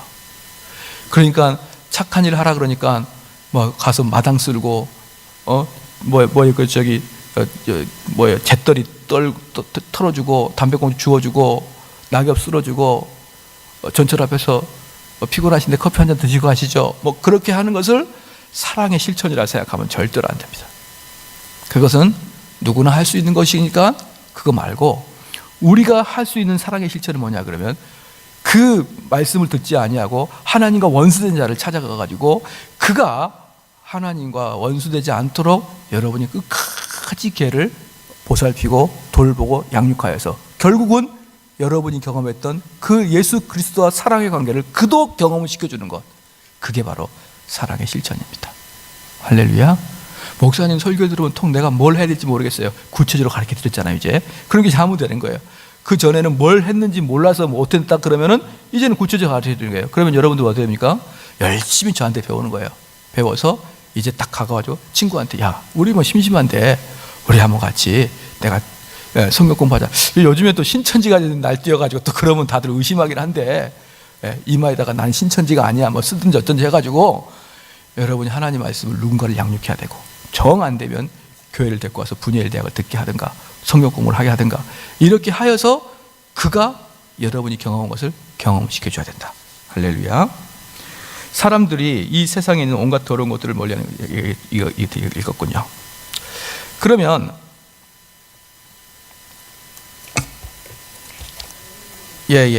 알겠습니다. 명령을 준행하지 아닌지를 보시고 예수님을 사랑하는지 아닌지를 판단하신다고 말씀하셨습니다. 그러니까 내 명령을 지키는 자라야 나를 사랑하는 자라고 요한복음 14장에 나와 있거든요. 그래서 여러분들이 이 명령을 마태복음 28장 19절 20절 말씀을 명령을 준행하는 자만이 너희들이 나를 사랑하고 있다는 뜻인 거예요. 그냥 우리는 마음속으로 사랑합니다, 그게 아니라 이런 명령들을 여러분이 준행하고 있느냐, 그게 여러분의 신앙생활의 핵심적인 것입니다. 핵심적인 거. 성찬식에서 신앙 고백입니다. 성찬식에서 그리스도에 대한 특별한 신앙 고백이 있습니다. 이 세상은 그리스도의 죽음을 부끄러워하지만 우리는 당당하게 그리스도에 대한 믿음을 고백합니다. 비록 율법의 저주가 우리를 위협한다고 해도 우리는 그리스도에 대한 믿음을 당당하게 고백합니다. 우리는 또한 마귀의 권세에 대항하여 당당하게 그리스도에 대한 믿음을 고백합니다. 이러한 우리의 모든 신앙 고백은 성찬식에서 크게 초점이 맞춰져 있거나 성찬식에서 강력하게 행사됩니다. 첫 번째, 그리스도께서 십자가에 달려 죽으심에 대한 고백입니다. 이 세상이 볼 때 우리 주 예수 그리스도의 죽으심은 수치스러운 죽음이었습니다. 그리고 이것 때문에 그리스도는 끊임없이 비난을 받았으며 이 세상은 그리스도의 죽음을 도무지 믿으려 하지 않았습니다. 그러나 우리는 성찬식을 통해 하나님과 온 세상 앞에 엄숙하게 서서 우리의 모든 생명과 구원을 십자가에 달려 죽으신 구주의 죽음에 의지한다고 고백하는 것입니다. 두 번째, 율법의 저주에 대항한 그리스도의 죽으심에 대한 고백은 성찬식에서 우리는 신앙 고백을 통하여 주께서 율법의 저주에 대항하여 죽으신 것을 증거합니다. 율법의 저주가 뭡니까? 율법의 저주가 너 이거 하면은 복 받을 것이고 이거 안 하면은 저주 받을 것이야, 이런 율법의 저주인 것이에요. 그런데 우리는 다 알아도 그것을 실천할 수가 없기 때문에 모든 사람은 율법의 저주에 빠져 있는 것이에요. 율법이 우리를 정죄하고 있는 것이에요. 왜? 항상 어기고 있으니까. 그렇죠? 그래서 우리는 죄인이기 때문에 율법의 저주가 우리를 위협합니다. 그러나 성찬식에서 참여하면서 우리는 하나님께서 율법의 모든 저주를 그리스도에게 전가시켜 주셨으며 그리스도께서 그 모든 저주를 십자가에 친히 담당하셨다고 고백합니다. 구약의 백성들도 성막의 제사에서 동일한 고백을 하였습니다. 그들은 염소의 머리에 손을 얹고 자신들의 죄악을 고백한 후에 그 염소를 광야에 보냈습니다. 성찬식에서 우리가 하는 일도 동일합니다. 성찬식에서 우리는 우리의 모든 죄악을 십자가에 달려 죽으신 주 예수께 그리스도께 고백합니다. 그리고는 율법과 율법의 모든 정죄를 향해 우리의 모든 죄값이 십자가에 모두 지불되다고 고백합니다. 이게 지금 무슨 생각입니까? 여러분들은 성찬에 참석해서 나의 모든 죄가 지금 그리스도한테 간다, 이렇게 믿으셔야 돼요. 할렐루야. 어떤 죄가? 나의 이전의 죄와 나의 현재 죄와 미래의 죄가 우리 예수님께 다 가고 있다. 그걸 정가라고 하거든요. 정가. 나의 죄가 예수 그리스도께 다 가고 예수 그리스도가 의가 나에게 다 오는 것이에요. 이렇게 우리는 율법이 정죄할 때도 거기에 굴하지 않고 더 이상 율법의 정죄가 우리와 상관없음을 선언하며 율법이 요구하는 죄의 형벌이 십자가에서 완전하게 지불되었음을 고백한다. 세 번째, 사탄을 정복하신 그리스도에 대한 고백입니다.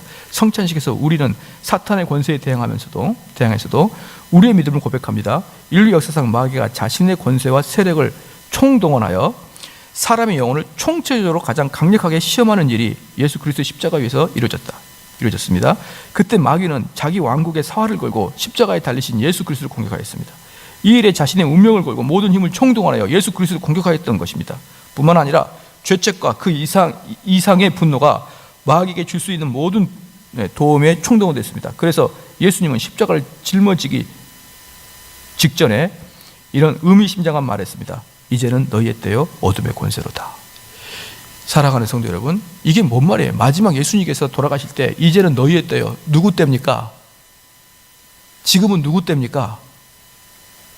시작. 마귀의 때란 말이에요. 마귀의 때. 우리 예수님께서 돌아가시면서 지금은 너희의 때요 어둠의 권세가 잡고 있다, 이렇게 말씀하신 거예요. 예수님은 이제 마귀가 발악할 때라는 뜻으로 그렇게 말씀하신 것입니다. 그렇다면 예수 그리스도께서 십자가에서 죽으심으로 인하여 어떤 일이 일어났습니까? 마귀가 이겼습니까? 아닙니다. 결코 그렇지 않습니다. 사도는 우리에게 놀라운 소식을 동합니다. 통치자들과 권세들을 무력화하여 드러내어 구경거리를 삼으시고 십자가로 그들을 이기셨느니라. 그러므로 우리는 성찬식에서 그리스도의 죽으심을 기념하면서 사탄에 대항하여 우리의 신앙을 고백합니다. 사탄의 세력이 깨어졌으며 그리스도에 의해서 사탄이 정복되고 있습니다. 정복됐다고 고백합니다. 그래서 사탄을 무장 해제시키고 포로로 사로잡으셨다고 고백합니다. 그러니까 사탄은 우리에게 계속 공격하는데, 어떻게 공격하면 너희 교회는 힘도 없고 능력도 없고 지금 교회의 이미지는 땅에 떨어졌고, 예? 너희들이 아무리 그래봐야 너 스스로의 구원도 너가 알지 못하지 않느냐. 또 사탄은 우리한테 뭘 들고 들어옵니까? 율법을 들고 들어와서 너 이것도 어겼지 않느냐, 이것도 어겼지 않느냐 라고 할 때, 여러분 성찬식이 어떻게 한다고요? 나의 모든 죄는 예수 그리스도에 갔다. 예수 그리스도가 나의 죄를 다 뒤집어 쓰고, 강원도에 가면은 그런 게 있어요. 강원도 가면은 1년에 제사를 지낼 때 어떻게 지내냐 그러면은 그 가짜 배를 하나 만들어요. 거기다 지푸라기로 사람을 만듭니다. 거기다가 모든 애군을 딱 담아버려. 애군을 담고 저기 배에다가 띄워버립니다. 그러다가 배에서 불을 활활 태워버리는 것이죠. 그럼 애군이 다시 안 들어온다는 그런 강원도의 그 바닷가에 그런 전설들이 있거든요. 마찬가지로 우리는 예수 그리스도한테 나의 모든 죄를 다 담아버렸다 이 말입니다. 다 담아버렸으니 나는 사망의 권세도 이겼고 율법의 권세도 이겼다라고 여러분 선포하는 거예요. 할렐루야. 자, 그러면은 성찬식이 즐거워요, 안 즐거워요? 즐거운 거예요. 그 성찬식은 나를 위해서 돌아가신 우리 예수님에 대한 그 불쌍함과 마음 아픔도 있지만, 또한 우리 예수님이 그렇게 돌아가셨음으로 인해서 이 성찬식은 또 뭡니까? 최후의 뭐다고? 만찬, 축제. 우리를 위해서, 우리의 죄를 위해서 돌아가셨으니까 축제. 그렇기 때문에 감사함으로 그 참여를 해야 되는 것입니다. 할렐루야. 제 3번 성찬식에서 참여하는 우리의 자세입니다. 그러면은 그리스도의 죽으심을 전하고 나타내는 이 위대한 일에 하나님의 부르심을 받아 성찬식에 참여한다는 건 정말 놀라운 영광의 특권입니다. 이것이 이 세상에서 사람이 참여할 수 있는 가장 위대하고도 영광스러운 일이라고 생각합니다. 앞에서 말씀드린 바와 같이 하나님의 신성의 영광스러운 모든 행동은 그리스도의 죽으심에 놀랍도록 총직결되어 있습니다. 그러한 그리스도의 죽으심은 하나님의 신성의 모든 속성들이 함께 만들어낸 무한하면서도 지혜롭고 거룩한 결과물입니다. 그런데 하나님께서는 놀랍게도 우리를 성찬식으로 초대하시고 거기에서 이렇게 놀라운 죽으심을 선포하고 드러내라고 말씀하십니다. 그런데도 우리는 하나님께서 우리에게 부탁하신 이 일을 합당하게 행하지 못할 때가 많습니다. 그렇게 행할 엄두를 내지 못할 때도 있습니다. 우리의 육적인 두려움과 감정, 그리고 그 밖에 다른 것들이 이 위대하고 영광스러운 일을 하지 못하도록 우리를 방해하기 때문입니다. 그럼에도 불구하고 하나님께서는 이런 우리를 용서해 주십니다. 그리고 우리를 이 위대하고 영광스러운 일에 계속 부르십니다. 그러면 우리는 성찬식에 참여할 때마다 하나님의 긍휼과 자비를 기억하며 항상 감사해야 됩니다. 또한 우리를 성찬식에 불러주신 하나님의 마음을 숙지하고 그것에 온전히 반응할 수 있어야 합니다. 이것이 우리의 의무입니다. 우리를 성찬식으로 불러주신 하나님의 마음을 좀 이제 아시겠습니까? 조금은 아시겠어요? 자, 여러분 한번 봐보십시다. 만약에 이 성찬 사경에 참석하지 않았다 그러면은 절대로 우리를 불러주신 하나님 마음을 여러분 몰라요. 그나마 성찬 사경에 참석해서 약간의 하나님의 마음을 여러분이 지금 알고 있는 거잖아요.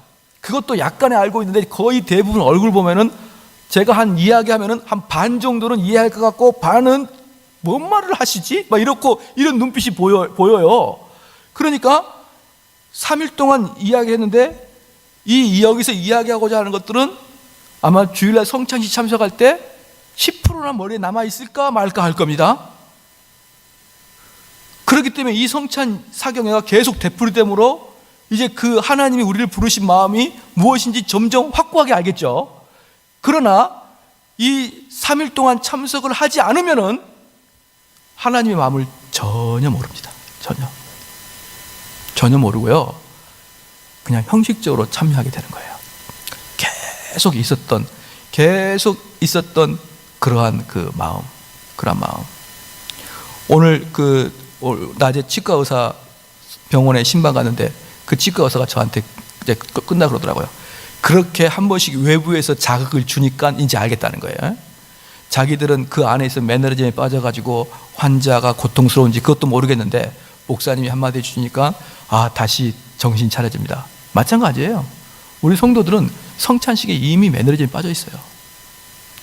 이미 빠져가지고 그냥 예수님이 날 위해서 돌아가셨지 요 한마디만 생각하고 먹는데 그러지 않아요. 이 성찬식이 무엇인지를 여러분이 알고 참여해야 은혜의 자리가 되는 것이에요. 그것도 우리 예수님이 친히 제정해 주신 예식입니다. 그러니까 저는 교회를 이제 다니는 사람들이 그게 뭐 새로운 게 있겠나? 새로운 게 없는 것을 제가 언제 강의하거나 설교한 걸 들어보셨나요? 예? 항상 새롭죠? 그죠? 우리는 그냥 항상 새로워요. 그러니까 다른 건 또 모르겠습니다. 다른 것은 설령 모르겠지만 성찬 사경에는 꼭 참여해야 됩니다. 그래서 10%만 알아도 그게 쌓이다 보면은 10년 정도 쌓이다 보면은 성찬식이 얼마나 내 마음을 뜨겁게 만들어 줄까요? 그런 날이 저는 오기를 바라는 것이에요. 우리는 냉랭하고 경솔하며 태만한 마음으로 성찬식에 참여해서는 안 됩니다. 오히려 우리를 여전히 성찬식으로 불러주시는 하나님의 긍휼과 자비를 생각하면서 기쁜 마음을 품고 이번 성찬식에서 주의 죽으심을 나타내리라 라고 다짐하여야 합니다. 생각해 보십시오. 성찬식이 우리에게 보여주는 그리스도의 죽으심을 통해서 이 세상도 율법도 사탄도 모두 정복되었습니다. 그리고 그 성찬식을 통해 우리는 이 기쁜 소식을 세상에 전하고 나타내라는 하나님의 부르심을 받고 이 얼마나 감사한 일입니까? 또 언제 성찬식이 거행될까라고 간절한 마음이 있어야 하는 것입니다.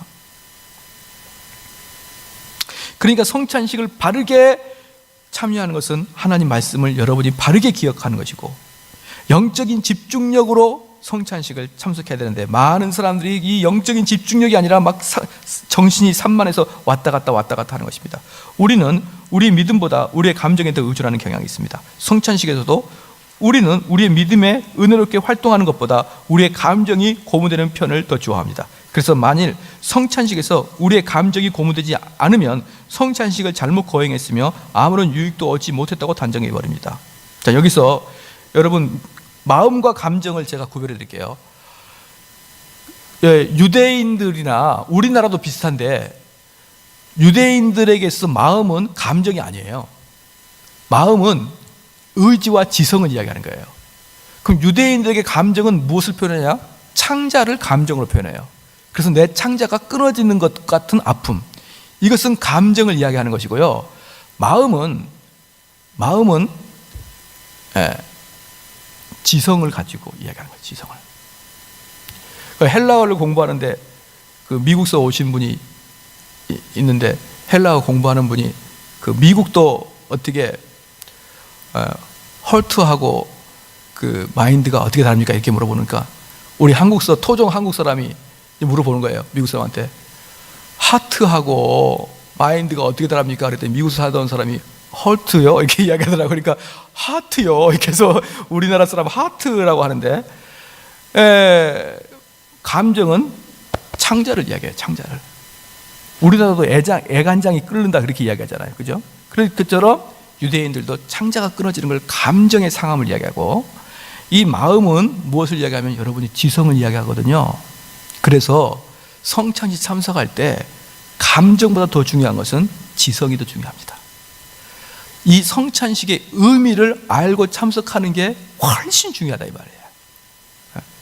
그래서 사람들은 감정이 아닌 마음으로 이 성찬식에 참여해야 된다.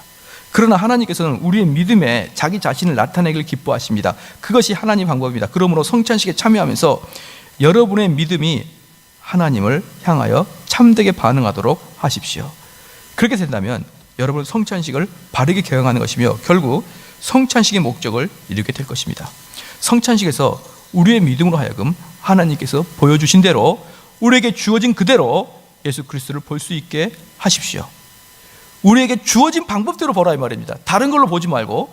그래서 십자가에 달려 고난을 받으시는 예수 그리스도를, 우리에게 값없이 주어진 예수 그리스도를, 우리에게 들어오셔서 우리와 하나가 되신 예수 그리스도를 볼 수 있게 하십시오. 자, 이것은 모두가 여러분들이 성찬식을 어떤 개념으로 참석하느냐에 달려있는 것입니다. 그래서 이번에 성찬식이 있는데 성찬식 참석할 때 이 3일 동안 배웠던 거 집에 가서 프린트물 한번 다시 살펴보면서 특별히 어제 했던 그 죄에 대해서 상당히 많은 사람들이 어려워한다는 것을 느꼈거든요. 그런데 회개하시고 천천히 다시 한번 읽어보십시오. 예? 읽어보시면서 여러분의 그 죄가 얼마나 나를 심각하게 잡고 있는 가도 분명히 가지고 와야 됩니다. 예? 죄가 얼마나 심각한지 죄인도 가져와야 되고, 이 죄들은 내가 전혀 손댈 수 없다는 것도 여러분이 아셔야 되고, 내가 오직 예수 그리스도에게 달려가고자 하는 그 소망이 가져야 되고, 그래서 성찬식 때 와서 내 죄를 예수 그리스도에게 던져버리는 그러한 마음으로 와야 되고, 내가 예수 그리스도의 살을 먹을 때 뭐가 들어온다고요? 시작? 예수님이 나한테 들어온단 말이에요. 그럼 예수님 나한테 들어오는 게 뭐예요? 내가 예수님과 하나가 됐단 말이에요. 하나가. 그것을 성찬식에서 깊은 마음으로 체험을 하시라 이 말입니다.